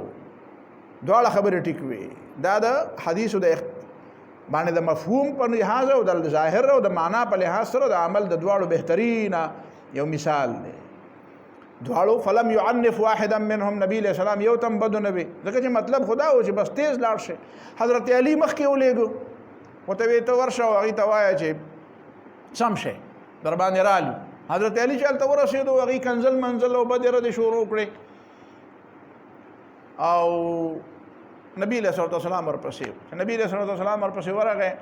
هغوی پوه شو چې اوهو خبره خو خرابه ده. 15 ورځې محاصره وه یا 15 ورځې، لږ 15 ورځونه د 15 ورځو پورې روایات پکې دي. نو دا محاصره چې وه نو آخر هغوی فیصله وکړه چې دا د اوس قبیلې سردار چې کوم دی که نه حضرت سعد ابن معاذ رضی الله تعالی عنه سید اوس، نو دی چې زمونږ څه فیصله کوي نو دا فیصله به وي. نو هغه نبی علیه صلوات وسلام ورته پیغام ولېږه، هغه په دې خندق کې لګېدلی و او هغه یو دعا کړې وه، دعا یې کړې وه چې الله تعالی که دا مکه معظمه په زور فتح کېږي خو خدای پاک ماله د هغې پورې ژوند راکړي، او که مکه معظمه په جنگ نه فتح کېږي او په روب باندې هسې فتح کېږي نو بیا خو د شهادت غواړم د دې مرګ نه، ځکه چې لګېدلی و هینه به تې بیده اوږده دا هینه به تې په دې مدینه مسجد نبوي کې پروت و په خیمه کې او دا اینه به بیده. او دغه موقع کې دا راځي حضرت رفیده رضی الله تعالی عنها چې راځي چې دا نرسنګ به کو، نو هغې به دله پټۍ مټۍ کوله او راتله به وله پټۍ مټۍ به، نو دی په کټ کې راوړو او هلته نبي علیه صلات وسلام چې ناستو نو چې د ده کټ یې راوړو نو نبی علیه السلام یې قومو الی سیدکم، خپل سردار ته پاسې د احترام دپاره، نو پاسېدل مشر ته دا جایز دي. البته مشر له دا نه ده پکار چې هغه وایي چې ما ته څوک پاسي نو جوړ دا د ما عزت کوي او چې نه پاسي نو دا دشمن ګڼي، داسې دی هغه نه کوي، خو کشرانو له پاسېدل پکار. هغه حضرت سعد ابن معاذ رضی الله تعالی عنه ته د دې منافقانو هم داسې خبرې وکړې، ورته د مدینې چې کوم منافقانو چې نه ګورې ګزاره ورسره وکړه او دا وکړه، او هغې هم دا خیال و چې مونږ د ده سره چونکې تعلق دی نو مونږ سره به داسې وکړي څنګه چې د بنو قینقاع سره او د بنو نذیرو سره یې کړي چې راته به وایي چې بس خو کډې والی او ځای نو بس کډې به والی او ځو به. حضرت سعد ابن معاذ رضی الله تعالی عنه نبی علیہ الصلوۃ والسلام ته وی چې بس فیصله وکم ما ته اجازت ته بیا او بس ستا په فیصله باندې راځي لکه جرګه چې په چا باندې راځي شي بس ټیک ده. نبی علیہ السلام یې زم د پې راځي ته چې کومه فیصله کوي ما ته هم قبوله ده. نو هغه وی زما فیصله دا ده چې د دوی چې کوم بالغان سړي دي دا به ټول ووجلی شي، نابالغه ماشومان، زنانه، مال، دولت، کلی، بنگلې، کورونه، پټي، باغونه، مال او دولت چې څه شی دی پیسې دي نغدي او کس دي دا به مسلمانانو کې به طور غنیمت تقسیم شي. وی دوا په وکړي بس نبی علیہ السلام یې زمان په صلاح ده بیا په یو کوټه کې دی را کوټول به او بیا التبن کړو 400 نواله تر د 1900 پورې روایت پکې دی چې د په دغه یو شپه باندې لاسونه به ول شاته تړل او بیا به تسرو یو غټه کنده ول تړل کنلې و پرې کنده کې ورواچول سباله چې کوم د مدینه منورې منافقانو په ځان پسې به خپې راخکلې تلې بنو شو په لاره و 400 حسدوا في ليله 400 نواله د 200 کسانو پورې 200 کسانو او حسدوا في ليله په یو شپه کې لو کلو لکه سړی چې شپې لو کوي نو د منافقانو نه بالکل څه چلو شو اوی نه ساوته نو دا هغه صورتحال چې پدې کې بیا پدې کې چې کوم د دې زنانه وي د دې چې کوم ماشومان نابالغ وغه دای سکړه بیا نو روایتو کې دا راځي نبی له صلوات والسلام صحابه کرام ورسره کړو دا ټول زنانه دا ماشومان او دا نابالغ الکان د شام ته بوتله ولته په میله کې خرج کړو چې دا دلته پاتې نشي دا نو غیر د تخم رخصي پوه شي په خبره باندې نو دای ال تخرج کړو په هغه باندې ځان لاصله مسلحه او ملک له پورا سامانونه واغستو دا هغه واقعات دي چې دا د دې غزوه بنو قریظه د دې محاصره په دوران کې رسول الله صلی الله علیه وسلم د حضرت زینب رضی الله تعالی عنها سره نکاح وکړه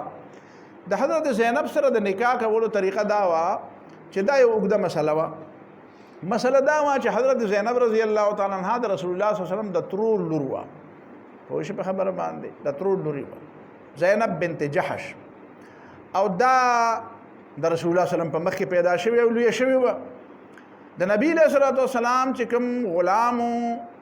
آزاد شوی زید ابن حارثه نو زید ابن حارثه د نبی له صلوات والسلام ډېر خوخو او زکه خوخو چې دا حضرت خدیجه رضی الله تعالی عنها نبی له سلام له ور کړو بیا د پلار او تر په د پسرال ګرځیده د نبوت نمخ کې او رسول الله صلی الله علیه وسلم سره پیدا کو نبی له صلوات والسلام ته وی چې زمو یو الک تاثر ده نو هغه مونږ لراکه چې څه قیمت مونږ نه غواړي مکه معظمه کې نبی له سلام به چې هغه الک تاسو سره زی نو زی منی کوم نه تاسو نه پیسې نه علم خو که نزی نو تاسو به په زور نه بوزئ ځکه چې څوک زما په خوا کې پاتې کېدل غواړي هغه په زور د ځان نه جدا کو هغه وته وی چې تاسو د انصاف نم ډیره غټه خبره وکړه هغه زویره وختو نو هغه تری ورته وی چې بچی زید ته ما پیژنې وی او ته متره وی تا بل پیژنې وی او دا مې پلار دی وی مونږ در پسې راغلی یو او مونږ سره لاړ شه هغه وی د محمد صلی الله علیه وسلم نه علاوه چرته نظم بس بدلته یم بس زلته خوشاله ما نه مخه پکې هغه ته لاړل او رسول الله صلی الله علیه وسلم د په بدل کې مکه معظمه حرم تراغه او نبی له صلی الله علیه وسلم اعلان وکړ چې دا زید چې دی د تبدنن نفس زید ابن حارثه نه وای د تبدنن نفس زید ابن محمد وای دا زما زوی شو هغه زمانہ کې دا تبنا چې کومه ده کنه چې دا سړی د پردیس وی نه ځان لزوی جوړ کی نو دا نن څه وته اډاپشن چې ورته ویل کیږي بچي اډاپټ کوي نو پردې بچي ځان له بچي وګرځو نو دا خبر جایز و په هغه زمانہ کې رسول الله صلی الله علیه وسلم د دې اعلان نه پس به خلکو دته زید ابن محمد وی نو دا زید رضی الله تعالی عنہ د بیا نبی له صلوات و سلام دل دا جنې په نکاح ورکول غختل او زکه ول په نکاح ورکول غختل چې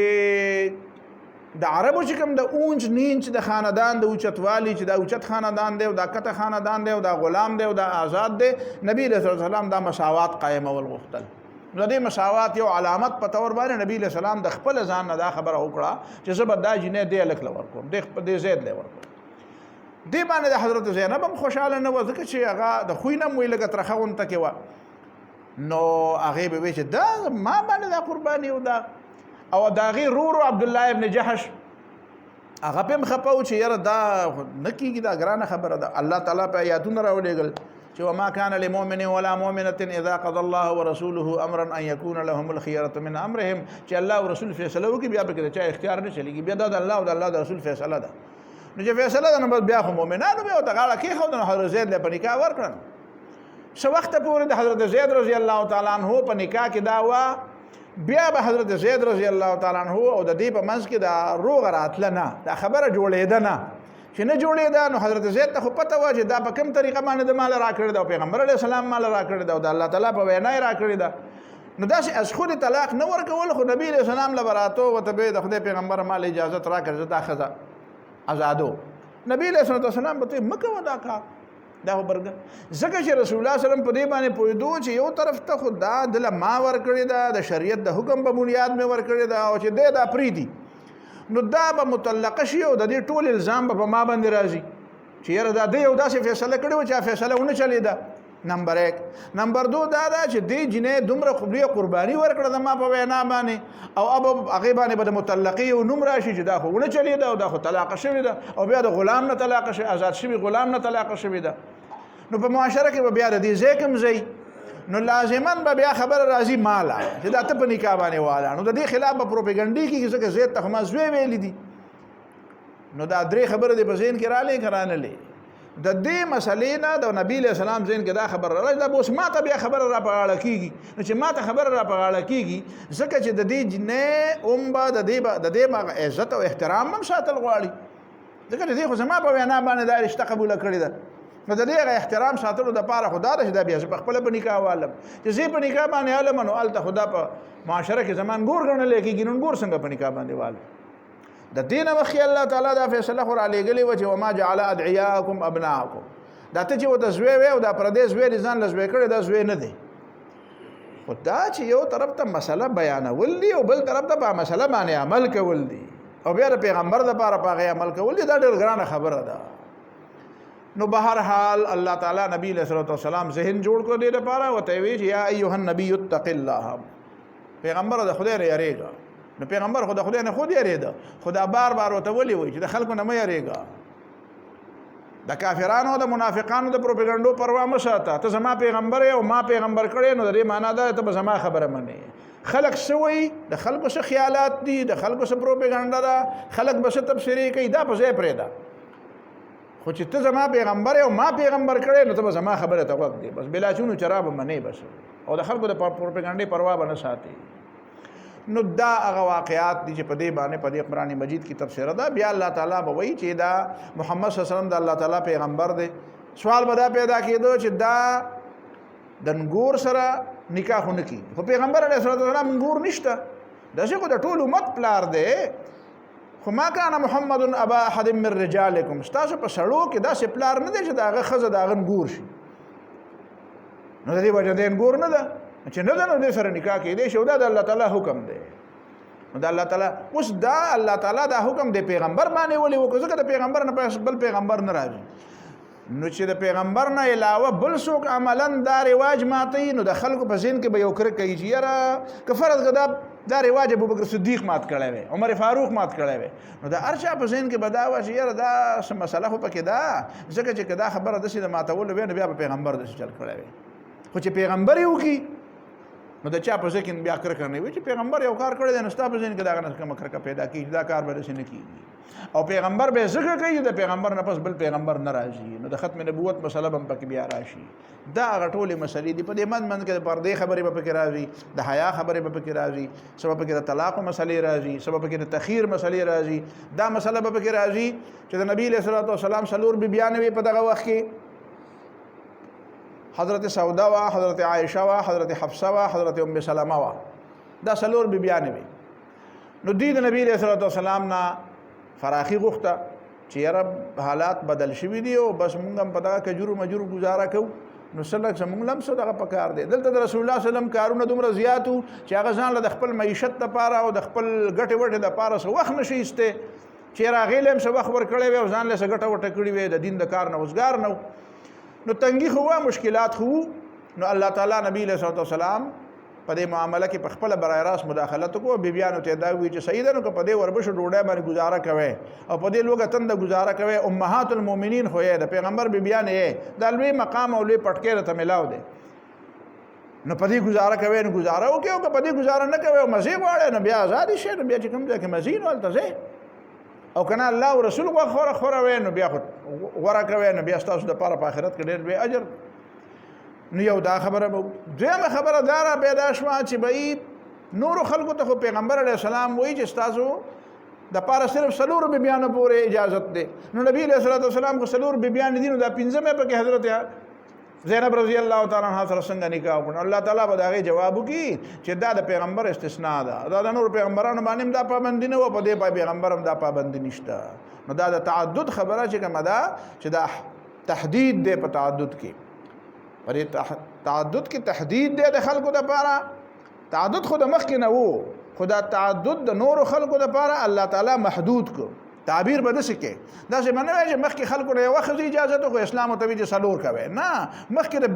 بې شمېره ښځو اجازت خو الله تعالی هغه را محدود یې کړي نو دا تحدید د دې نورو خلکو لپاره وکړو د پیغمبر دپاره هغه تحدید نشته البته څه پابندۍ پرې ولګولې نو د هغې تذکره وروستو بیا کوي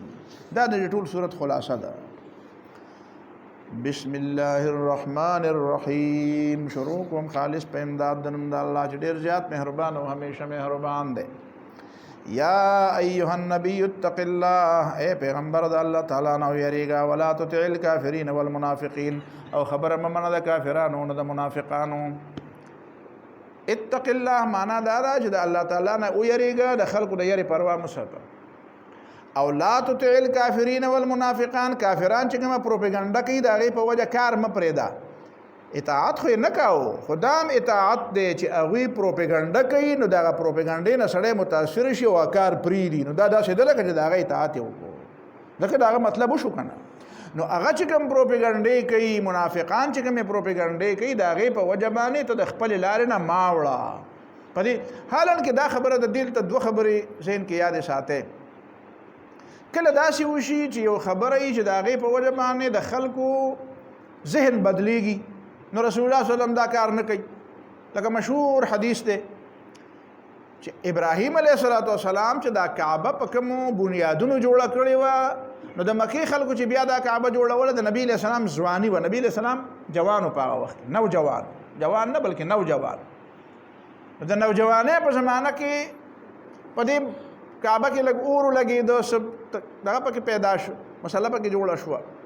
څه آبادي زړه شوې وه نو څه کاڼي ماڼي ترې را پرېوتل نو د مکې خلکو دا سوچ وکړو چې یاره دا کعبه دوباره جوړو نو بیا په ډه کې دا وه چې یاره د دې نه دا کاڼي دا چې ورانه نو دا خو خدای قهر را باندې چېرته را نازل نه شي نو داسې په یاره باندې د یو کاڼی را دې خوا کوو چې یاره که په چا څه تندر را پرېوځي او څه زلزله راځي او څه نو بیا به یې نه کوو نو چې څه نه کېده نو ورو بیا هغه راوسپړل چې خدای پاکه موږ خو بیا د جوړولو دپاره را روان نه بیا چې کله را روانه کړه نو بیا خلکو ته اعلان وکړو چې داسې وکړئ چې حلالې پیسې را جمع کړئ ګوره په دې هغه پوهېده او دا اعلان یې دا د نبي علیه السلام د جوانۍ خبره ده وی چې ګوره سود چا کړی که نه د سود پیسې نو ګوره د سود په پیسو بیا نه جوړوئ د بې حیایۍ چې چا وینځې خرڅې کړي د وینځو نه بې حیایي په دې طریقه به هم خلکو پیسې ګټلې لکه نن سبا چې خلک ګټي نو چې په دې طریقه چا پیسې ګټلې حلالې پیسې به راوړی د خدای کور جوړو حلالې پیسې به راوړی نو حلالې پیسې چې راوړی اسټیمیټ یې ولګو بجټ یې چې وکته چې دا خو په دې پیسو خو په دغه طریقه نه جوړېږي دا کومه طریقه باندې د ابراهیم علیه السلام په طریقه جوړه ده نو دا حتیم یې تېره بار پرېښودو تاسو په خبره پوهېږئ دا چې کوم دی خوا د شام طرف ته چې کوم ځای دی شام طرف ته چې کوم دی مدینې نه د مکې معظمې نه مدینې منورې طرف ته دا حتیم دا چې کوم کلاو ځای دی دا کلاو ځای د ابراهیم علیه السلام په هغه آبادۍ کې دننه و نو دی ته نه بار پرېښودو نو رسول الله صلی الله علیه وسلم بیا وفرمایل چې دا خو ما ته پته ده چې دا پکې دننه ما لیدلی و هغه د ابراهیم علیه السلام دا کعبې دیوالونه خو ما ته یاد دي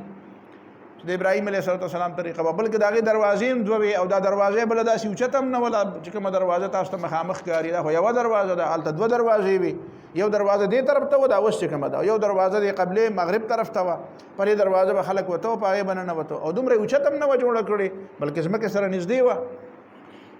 نو زه ته ابراهیم علیه السلام دا کعبه په هغه طریقه جوړول غواړم خو هلته په دې سوچ کوم چې اوس روغه کعبه ده که دا روانوم نو دا خلک به وایي چې ګوره ورته دا خو څه خبره یې پټه ساتلې وه خو نور اوس پورې ځان زبر کوو او اخره د خدای په کور شروع وکړه هغه هم دا دی را روانوي نو پروپاګانډا به وشي لولا قومک حدیث عهد بالجاهلیه جاهلیت ته نږدې دي پروپاګانډې به ډېر زیات اثرات کوي نو دا نه کوم ګوره یو طرف ته د خلکو د خطا کېدو د ګمراه کېدو د یارې نه یو داسې کار و هغه ښه کار و خو هغه یې پرېښودو یو دا صورت هم دی یو دلته دا صورت دی چې اتق الله ولا تطع الکافرین والمنافقین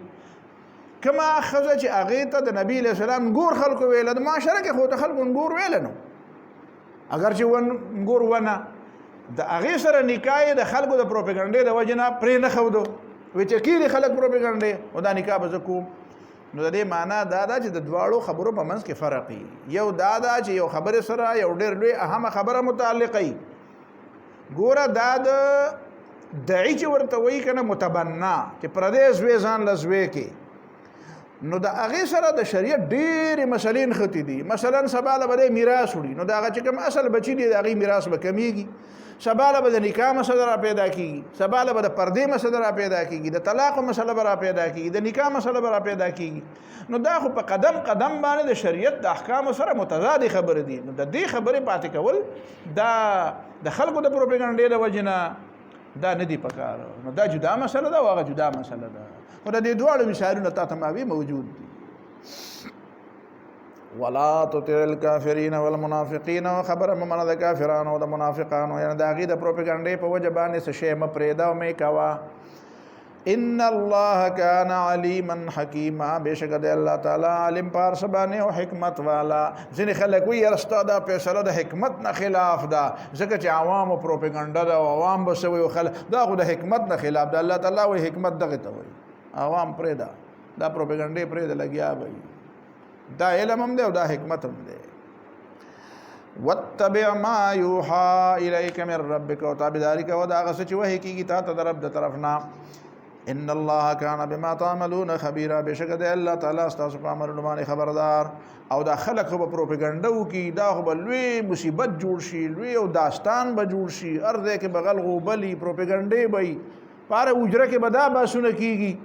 نه بس وتوکل علی الله، او ځان وسپاره الله تعالی ته، وتوکل علی الله، په الله تعالی باندې توکل او اعتماد کوه. وکفا بالله وکیلا، او الله تعالی پوره د کار جوړونکی، چې الله د کار جوړوي نو دین شي روانولی. لګیا به سره به وبغېږي راوبغېږي وبګرمېږي، بیا به آخر غلی شي په خپله.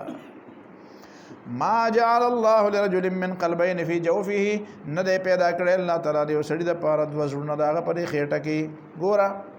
داسې نه دي ویلي چې ما جعل الله لاحد من قلبين في جوفه، ځکه د ښځې په خېټه کې کله دوه زړونه یو یې خپلولی او بل هغه ماشوم چې پکې د هغه زړی، نو دلته د رجل لفظ وي. په خبره باندې پوهېږې که نه؟ دې ته د چا فکر کېدی شو؟ دا د الله تعالی کتاب نه وی، نو خو بس داسې به یو خبره به وشوي به چې د چا په خېټه کې هم دوه ډونه نه وي. نه د سړي په خېټه کې دوه ډونه. ما جعل الله لرجل من قلبين في جوفه، ندی پیدا کړی الله تعالی د یو سړي دپاره دوه زړونه د هغه په سینه کې، د هغه په خېټه کې. نو څنګه چې دا نشته، نو مطلب یې دا دی چې یو سړی مؤمن او منافق او مؤمن او کافر دواړه نشي کېدی، ځکه چې ایمان خو په زړه کې، چې په کوم زړه کې ایمان دی نو پای کې به بیا کوپر څنګه وي، او چې په کوم زړه کې کوپر وي پای کې به ایمان څنګه وي. نو چې ایمان هم پکې او کوپر هم پکې، نو دې معنا دا چې بیا به دوه زړونه وي، نو یو کې به ایمان وي او بل کې به کوپر وي. نو څنګه چې دا نشي کېدی چې په یو کې دننه زړونه دوه وي، نو داسې دا نشي کېدی چې سړی د مسلمان هم وي او کافر دی وي. نو به د مسلمانانو خبره د دې خبرې له اهمیت ورکوه، او د کافرانو او د منافقانو خبرې له اهمیت مه ورکوه، لګیا به ده. وما جعل ازواجکم اللائي تظاهرون منهن امهاتکم، او ندی ګرځولي الله تعالی ستاسو هغه بیبیانې چې تاسو د هغې نه زهار کوئ. امهاتکم ستاسو میاندې. د جاهلیت په زمانه کې دا طریقه وه چې سړی به د خپلې ښځې نه خفه شو، نو ورته به وي ته د ملا زما دپاره داسې ده لکه زما د مور ملا مرکب دی که نه، نو په دې وجه به ورته د مور، نو بیا به دا مستقل حرامه وه. نو د دې مسلې وروسته بیا ذکر په سورت مجادله کې راځي چې وما قد سمع الله قول التي تجادلك في زوجها وتشتكي الى الله، هلته بیا وی کفاره ورکنو، بیا دا ښځه د خیر دی. نو زهار به د جاهلیت په زمانه کې دا به داسې و لکه طلاق مغلظ. اسلام کې بیا د هغې چې سړی واپس کېږي نو د هغې د کفاره ده بیا. خو دلته هغه مسله نه بیانوي، دلته صرف دا بیانوي چې وما جعل ازواجکم اللائي تظاهرون منهن امهاتکم. دا تاسو چې دروغ وایئ چې ته ښځې ته وایې ته مې مور یې، نو مور څنګه ده؟ ښځه ده، مور ده. دا دوه خبرې شوې، دا دوه خبرې د دې بلې خبرې تمهید دی. د کومې خبرې؟ وما جعل ادعیاکم ابناکم، او نه دي ګرځولي ستاسو هغه ادعیا د دعي جمع ده، یعنی هغه پردی بچی چې ته ورته زوی وې، پښتو کې هغه ته څه وایي؟ خجی متبنا. ذالکم قولکم بافواهکم دا ستاسو وینا د ستاسو په خلو دا چې د خلې په سر وینا د حقیقت کې نشته د دې حقیقت نشته والله يقول الحق وهو يهدي السبيل والله تعالی حق خبره کوي والله تعالی سملار تر هنمایي کوي نو سملار داد چې ادعوهم لآبائهم دی رابله دی تاواز کوي د پلار په نسبت عربو کې به د پلار په نسبت आवाज کو کنه او فلان کې د فلان کې زویا بدا د عربو طریقه ونه کته دلته نافذه کې نو دلته بګران شي دلته باندې نافذه کی ادعوهم لآبائهم دی تاواز کوي چې نسبت کیږي د دې پلارانو ته فلان کې د فلان کې زوی وتوایا نو بیا د دې نه پس نبی له سلام یې اوس داده چې زید ته زید ابن محمد نوایا بیرته په واپس کې زید ابن حارثه شو فإن لم تعلموا آباءهم کتا سته پلاران معلوم نه نه فإخوانكم بیا سرونو دی بیا وتوي رور وتوا یا اخي اے زما رور او بھائی اے رور فإخوانكم في الدين نو داستاسو په دین کې رونه دي داستاسو ملګری رونه دي ومواليكم او داستاسو دوستان دي اولیاؤکم فی الدین رفیق ورتوي رفیق صدیق او رفیق وليس علیکم جناح او نشته پتا سبحانه گناہ فيما اخطأتم به پاګی تاسو په خطا شه خلد عادت شوی دا نو متبنات لکه خلد عادت شوی دا زید ابن محمد و نو خیر دا خطا شوی په قص خود نه دی ویلی خاجی ولکن ما تعمدت قلوبکم لیکن گناہ غده چې اراده کړی تاسو قصد او اراده کړی تاسو زړونو وکړ الله غفور الرحیم او دی الله تعالی بخون کې مهربان النبی اولا بالمؤمنین من انفسهم پیغمبر ډیر نږدې دی مؤمنانو ته د دې ځانونو نه مؤمن لا پکار د اوس مؤمنان او منافقان جدا کوي کنه منافقان به پروپاګاندا کوي او پیغمبر ته وایي چې ګوره النبی اولا بالمؤمنین من انفسهم چې پیغمبر ته استاد ځان نه زیات نږدې دی نو تم د پیغمبر سره زیات مینه وکړه کنه ځکه خو نبی له سلام وایي چې لا یؤمن احدکم حتى اكون احب الیه من والده وولده والناس اجمعین چې د پلار او د زوی او د ټول انسانانو نه زیات غوړه نیمه احب ورته نیمه نو زه دا مؤمن نه دی ځکه چې النبی اولا بالمؤمنین پیغمبر تا سره ډېره مینه کوي ګوره سړی خپل ځان دوزخ ته اچوي که نه اچوي او پیغمبر دوزخ ته نه اچوي پیغمبر د دې دپاره لګیا دی چې دی د دوزخ نه بچ شي انسان د خپل بېخیرۍ او د خپل کله کله د خپل بېخیرۍ خبره وکړي پیغمبر چېرته د چا د بېخیرۍ خبره نه ده کړې د مؤمنو نو پیغمبر د مؤمنانو دپاره د ځان نه ډېر زیات نږدې دی ورته د جهنم نه بچ کی دا عقیده غلط عقیده نه دی بچ وازواجه امهاتهم او د پیغمبر بیبیان د خلکو میندې دي د مؤمنانو میندې دي څومره بیبیان چې د پیغمبر کدا موجوده دي او کړه دې نه پس را روان دي نو دا د مسلمانانو د پاره میندې د مور پشان پس معنا کې د احترام په معنا کې د مور پشان دي ورنه هغه ته ویل دي چې پرده کوي نو چې مور چې میندې دي نو بیا د پردې حکم ورته څنګه راغی نو زوی نه پرده کیږي نو دا خبره ده چې د احترام په بنیاد باندې خو میندې دي خو د هغې باوجود هم د پردې حکم راغلی دی د پردې حکم دومره اهم دی چې کوم خلق د شریعت په نظر او د خدای په نظر باندې اولاد دی او د میندې دي خو چونکې نسبي میندې نه دي او نه رضاعي دي نو ورته یې پرده کوي نو چې کومې نه دي د سره نو هغې نه خو به خود پرده کوي په دې خبره نقطه رسي که نه وَأُولُو الْأَرْحَامِ بَعْضُهُمْ أَوْلَى بِبَعْضٍ فِي كِتَابِ اللَّهِ او رشتہ داران ځینې د دینه ځینې نږدې دي ځینو ته د الله تعالی په کتاب کې د الله تعالی په حکم او فیصله کې من المؤمنین د مؤمنانو نه والمهاجرین او د مهاجرینو نه الا ان تفعلوا الى اولیاءکم معروفا ها که چرته کوي تاسو د خپل دوستانو سره سنې کی نو کان ذلک فی الكتاب مستورا دا خبره په کتاب کې لیکل شوې ده څه مطلب شو د دې آیت مطلب دا شو چې رسول الله صلی الله علیه وسلم کله هجرت کو مدینه منوره ته مواخات قائم کړ مواخات رورولي قائم کړ یو انصاری او یو مهاجر رور کو رونه کړ دواړه ځکه چې په معاشره باندې بوجم را نشي او د هر سړي په ذهن کې دا راشي چې د هجرت د فضیلت د قربانه د انفاق د ایثار چې د بل د ځانه مخې کول چې دا سبق هر چاته ملاو شي نو هر یو مهاجر راواغسته او د بل انصاري سره چې دا ستا رور شو نو بعضې صحابه کرام خو بیا ورته وایي چې مالونه یې ورسره شریک کړو نو بیا اصولا دا و چې دا یو سړی به مړ شو د انصاري نو دا مهاجر به د هغه نه مال اخیسته په میراث کې لکه څنګه چې رور علي د رور نه میراث. نو بیا چې کله دا غزوه احد وشو د هغې نه پس د میراث احکام راغله نو دا خبره منسوخه شوه ځکه چې بیا خو هغه مهاجرین هم په خپلو خپو ودرېده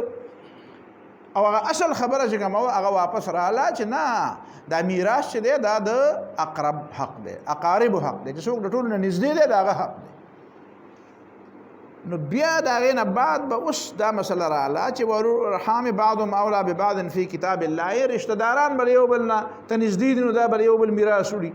نو هغه چې کوم رشته داران نه دي او دوستان دي او د اوسه پورې به میراث وړو د هغې سره څه چل وکړو. نو قرآن وی الا ان تفعلوا الى اولیائکم معروفا که ته ورته اوس تا ته په 1/3 کې په ثلث کې ویلي دي چې ته وله وصیت نه وصیت وله وکړه نو یا په دنیا کې څه ورکوې نو ورکوله که نه.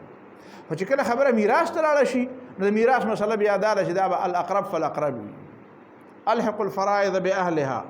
کوم چې فرایض دي ته چا ذوی الفروض دي چې د هغې حصه مقرره ده اوله ورکې فما بقیه فهي لاولی رجل ذکرین چې که څه پاتې شي نو هغه بیا عصبه باندې تقسیم کړي. نو عصبه خو خپلوان دي که وَإِذْ أَخَذْنَا مِنَ النَّبِيِّينَ مِيثَاقَهُمْ وَمِنْكَ وَمِنْ نُوحٍ وَإِبْرَاهِيمَ وَمُوسَى او چې کله واغسته موږ د پیغمبرانو نه د دین مضبوطه وعده او ستانه موږ واغسته د نوح علیه السلام نه او د ابراهیم علیه السلام نه او د موسی علیه السلام نه او د عیسی علیه السلام د ابن مریم نه واخذنا منهم ميثاقا غلیظا او واغسته موږ د دین مضبوطه وعده. نو هغه وعده دا ده چې د الله تعالی خبره به مني او د بل چا خبره به نه مني څنګه چې تا ته ویلی شي چې اتق الله ولا تطع الكافرین والمنافقین. څومره کسان چې خدای پیغمبر کړي دي نو د هغې نه دا وعده اخیستې ده چې ته به د الله تعالی خبره منې د قوم پروا به نه ساتې د خلکو پروا به نه ساتې. خلک څه وایي خلک هر څه چې وایي خو ته به د الله تعالی خبره منې دا د پیغمبرۍ تقاضا ده. ځینې خلک دلته دا وایي چې د پیغمبر نه دا وعده اخیستله چې تا پسې بل پیغمبر راشي منې به قادیانان دا اعتراض کوي. نو د دې معنا دا ده چې ای من که ستا نه یم اخیستې ده نو چې ستا نه پس بل پیغمبر راشي ته به یې تصدیق کړې. نو دا پکې په کوم ځای کې لیکلي دي چې د دې وعدې نه مراد د پیغمبر هغه وعده ده. وعده خو الله تعالی د پیغمبرانو نه ډېر شی وعدې اخیستې دي لتبیننه للناس د بیان وعدې امتیاز. نو دلته کومه وعده ده؟ دې وعدې تصریح الله تعالی کړې ده چې نه ده کړې نو د سیاق او سباق نه به معلومې چې دې نه کومه وعده مراد ده. دې نه هم دا وعده مراد ده چې ای پیغمبره ته به هم د الله خبره منې او چې مخکې نه کوم پیغمبران راغلي دي هغې ته یې تاسو هم د الله تعالی خبره منې د هغې نه دا وعده اخیستې. خجي ليسأل الصادقين عن صدقهم دې دپاره چې الله تعالی بیا تپوس کړي د پیغمبرانو نه د هغې د هغه رښتیني تبلیغ په باره کې. ليسأل الصادقین چې الله تعالی بیا دا وعده ته ولې اغوستې ده؟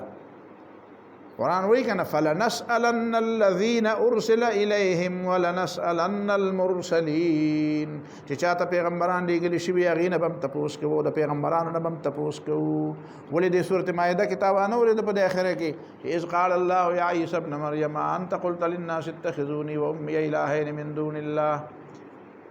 تا خلکو ته ویلي عیسی علیه السلام ته تا خلکو ته ویلي چې ما او زما د مور نه خدای جوړ کړې. نو هغه وایي سبحانک ما خو نه دې ویلي. نو دا تپوس به کوي د خلکو نه. خجي ليسأل الصادقين عن صدقهم دې دپاره چې الله تعالی د رښتونو نه یعنې د پیغمبرانو نه تپوس وکړي د هغې د رښتیا په باره کې چې دا رښتیا چې تا ته میلاو شوي نو د هغې رښتیاو په باره کې تپوس کوي چې تا خلکو ته ویلي وو که نه. عن صدقهم معنا عن تبلیغهم فی تبلیغهم چې دا د رسولي وو که نه. وعد للکافرین عذابا الیما او الله تعالی تیار کړی د کافرانو دپاره عذاب دردناک. یا ایها الذین آمنوا اذکروا الله اذکروا نعمت الله علیکم. دا بیا هغه د غزوه احزاب هغې باندې تبصره شروع شوه. دا رستو بیا راغلي د آیاتونه رستو تبصره پرې راغلي. یا ایها الذین آمنوا اذکروا نعمت الله علیکم ای ایماندارو یاد کړئ نعمت د الله تعالی په تاسو باندې. اذ جاءتکم جنود چې کله راله په تاسو باندې لښکرې فارسلنا علیهم ریحا نو راولېږله موږ په هغې باندې هواګانې سیلې پرې راولېږله. ګوره ریح چې د هغوی دپاره څه و تباکونو وجنودا لم تروها او داسې لښکرې م پرې راولېږلې چې تاسو لیدلې نه وې. زړه کې مولا روب واچو. وکان الله بما تعملون بصیرا او د الله تعالی ستاسو د عملونو لیدونکی. اذ جاءوکم من فوقکم چې کله دې راله تاسو نه د پاسه د پاسه مطلب غطفان دا غطفان نجد ته عراق نږدې ده کنه بر علاقه ده ومن اسفل منکم او د لاندې نه یعنی مکه معظمه لاندې طرف ته ده نو د بر نه رااله او دلته دا چې به موږ په افغانستان کې وکړه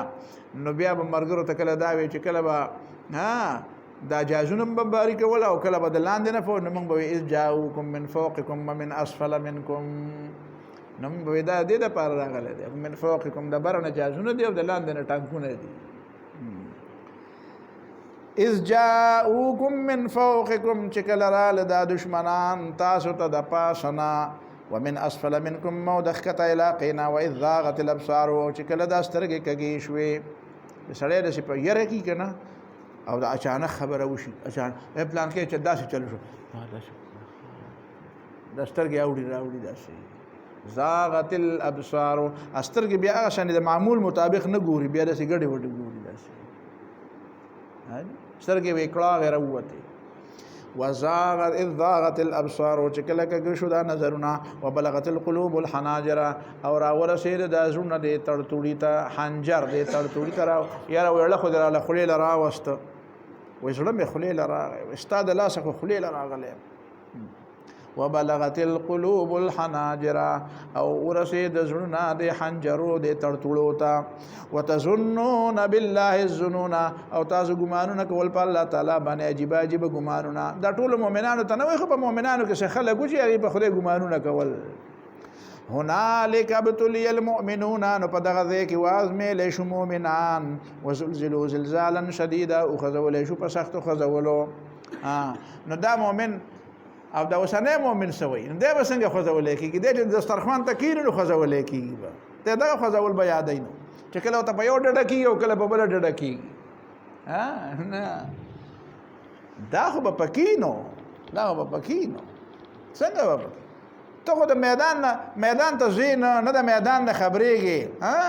ځان نه دې د ناوې شال جوړ کړی دی ځان داسې به ډډه ګرځې د سختې نه نو څنګه چې سختې میدان ضروري نه ترې خامخا د توپ مخې له ورشي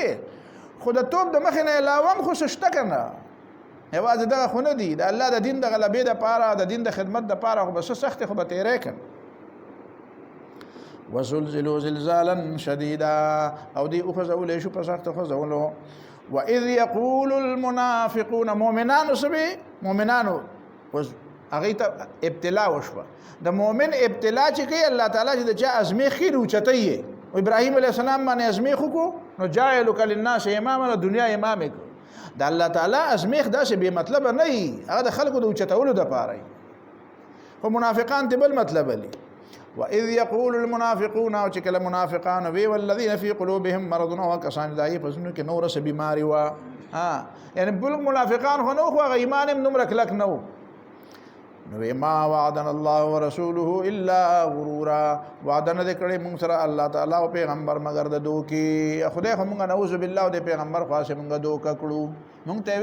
وی پرون په ایران باندې بدر باندې فتح ملاويږي او په بشرو کې مې سولید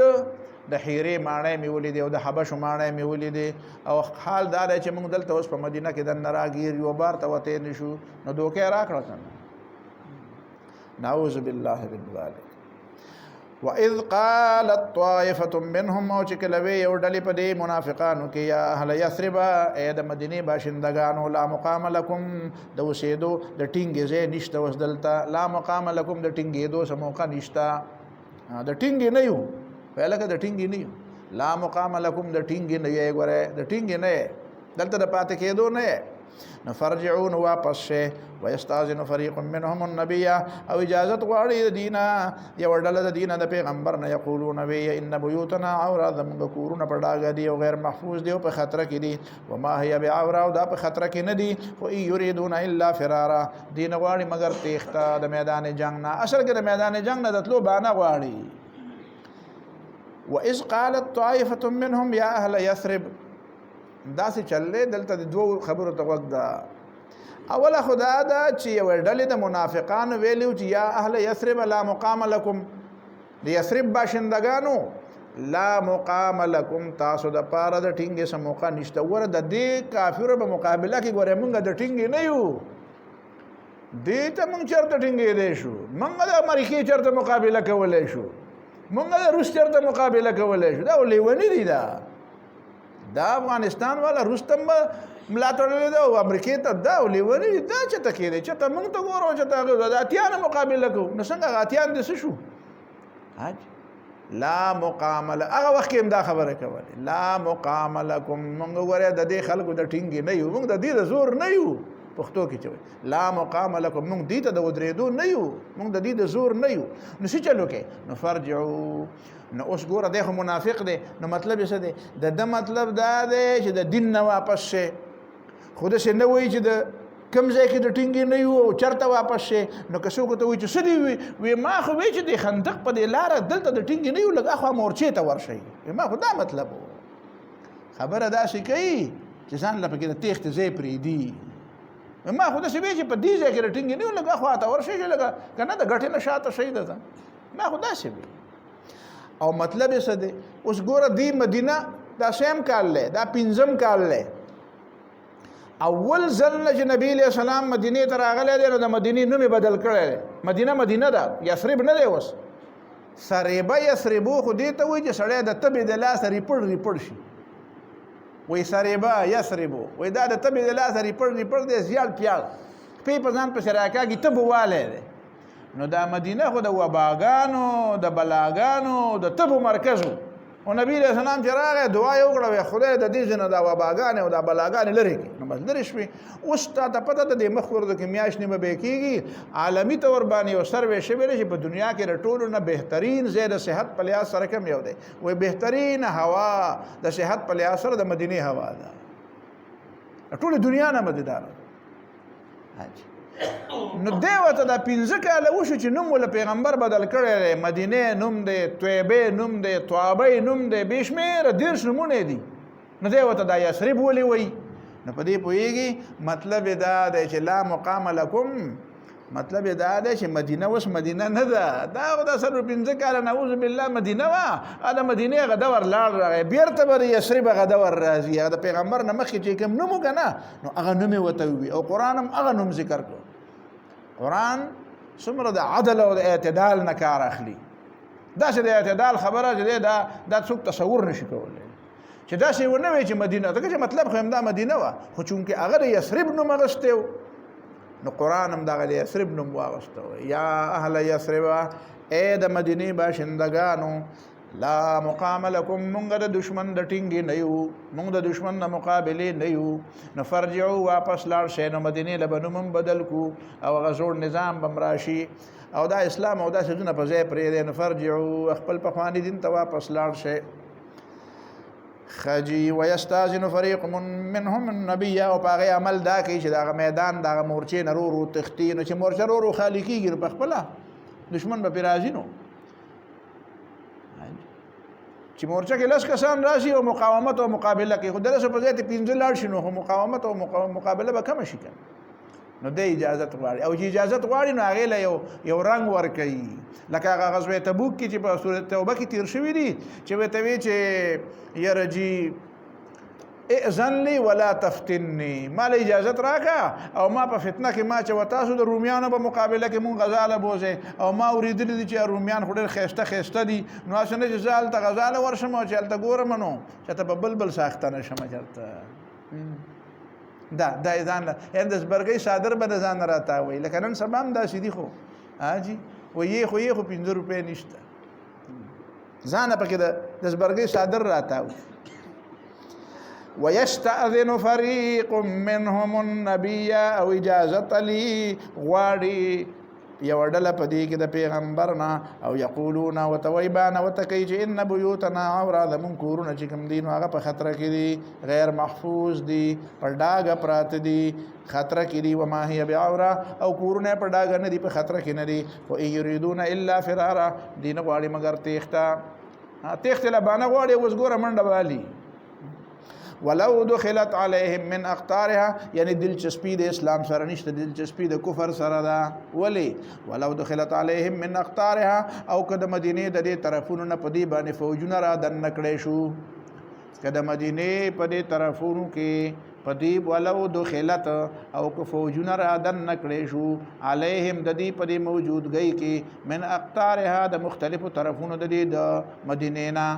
د کافرانو دشمنانو د فوجونه را دن نراله نو بیا به چلی او ثم سئل الفتنه بیا د دینه مطالبه وشو چې بیرته کفر ته واپس لاړ شي ورازه د اسلام خدمت خو نه کوي خو د کفر خدمتو کې ثم سئل الفتنه بیا د دینه مطالبه وشو د کفر د غلبې د شرک د خدمت فتنه دی پیژنده د کفر د غلبې او د شرک د خدمت نو لاتوها نشد ولا راضی بیا د اسلام د پاره نه دي تیار جنگ ته او د کفر د پاره بالکل تیار دي کفر د پاره یو علاقه کې زو سیدم په خوا په یو ځای کې نو مینه تنالم نو الته ما د جهاد خبرې کولې د افغانستان د روسیانو زمانه و نو یو علاقه کې یو صاحب هغه به د ډېر مخالفت کوو بیا د قومونو جنگ راغی د قومونو جنگ نو دا هغه د بل قوم سره جنگ نو ټوپک په شا کړی وی غزا ده نو او دا څه ور روان ما ته چا وی سړی چې د جهاد مخالفت ډېر کوو نو ما ته دا آیات را یاد شو چې ګوره وته چې زه وته چې کافر وژنو نو دا غزا نه ده خو د مسلمان د وجلو مقرره نو ټوپک غاړه ته چولې وی غزا ده ثم سئل الفتنه بیا د دین مطالبه وشي د سشي مطالبه وشو چې کله داسې ولو دخلت کدا سي فوج کې شي وي ساده خبر ولو دخلت عليهم او که فوج کې شي وي د پدې شي وي پدې منافقانو باندې من اقطارها د تر مختلف طرفونو د مدینینا ثم سئل الفتنه بیا د دینه مطالبه شوی چې مرتد شي او د مسلمانانو خلاف جنگ وکړي نو لا توهانو دی بو تشد ورغلی وي وما تلبسوا بها الا يسيرا او دی بو وخت نه تیر کړي په دې مدینه کې مگر لګ یعنی بها پس مطلب یعنی په دې سمانه پر خپل معاهده باندې وما تلبسوا بها دا اوس چې کومه باندې معنی کوي چې نه چې موږ د جنگ نه یو ولته حکور خالی دی او دا چل نو کور به بیا هم خالی وي خدای به وجود د کفر د پاره به جنگ کوله خپل وعده به نه پوره کړی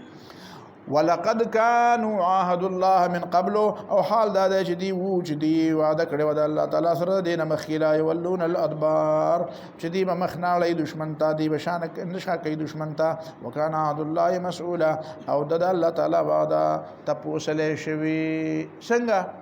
نو دوه وعده دي یو خدا چې میثاق مدینه د مدینه منوره د دفاع د پاره د منافقانو دا وعده کړی دا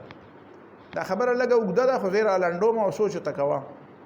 ګوره د میثاق مدینه چې کومه دا د چا په منځ کې شوی و د مدینه وسو سرداران دي دا غي سره نبی له سلام معاهده ده د اوس او د خزرج سرداران دي د بنو قریظه او بنو نذیر او بنو قینقاع دا کوم سرداران دي د دې سره معاهده ده هر یو فرد په غیبه دسخط نه دی کړی خو مشرانو دسخطونه کړی دي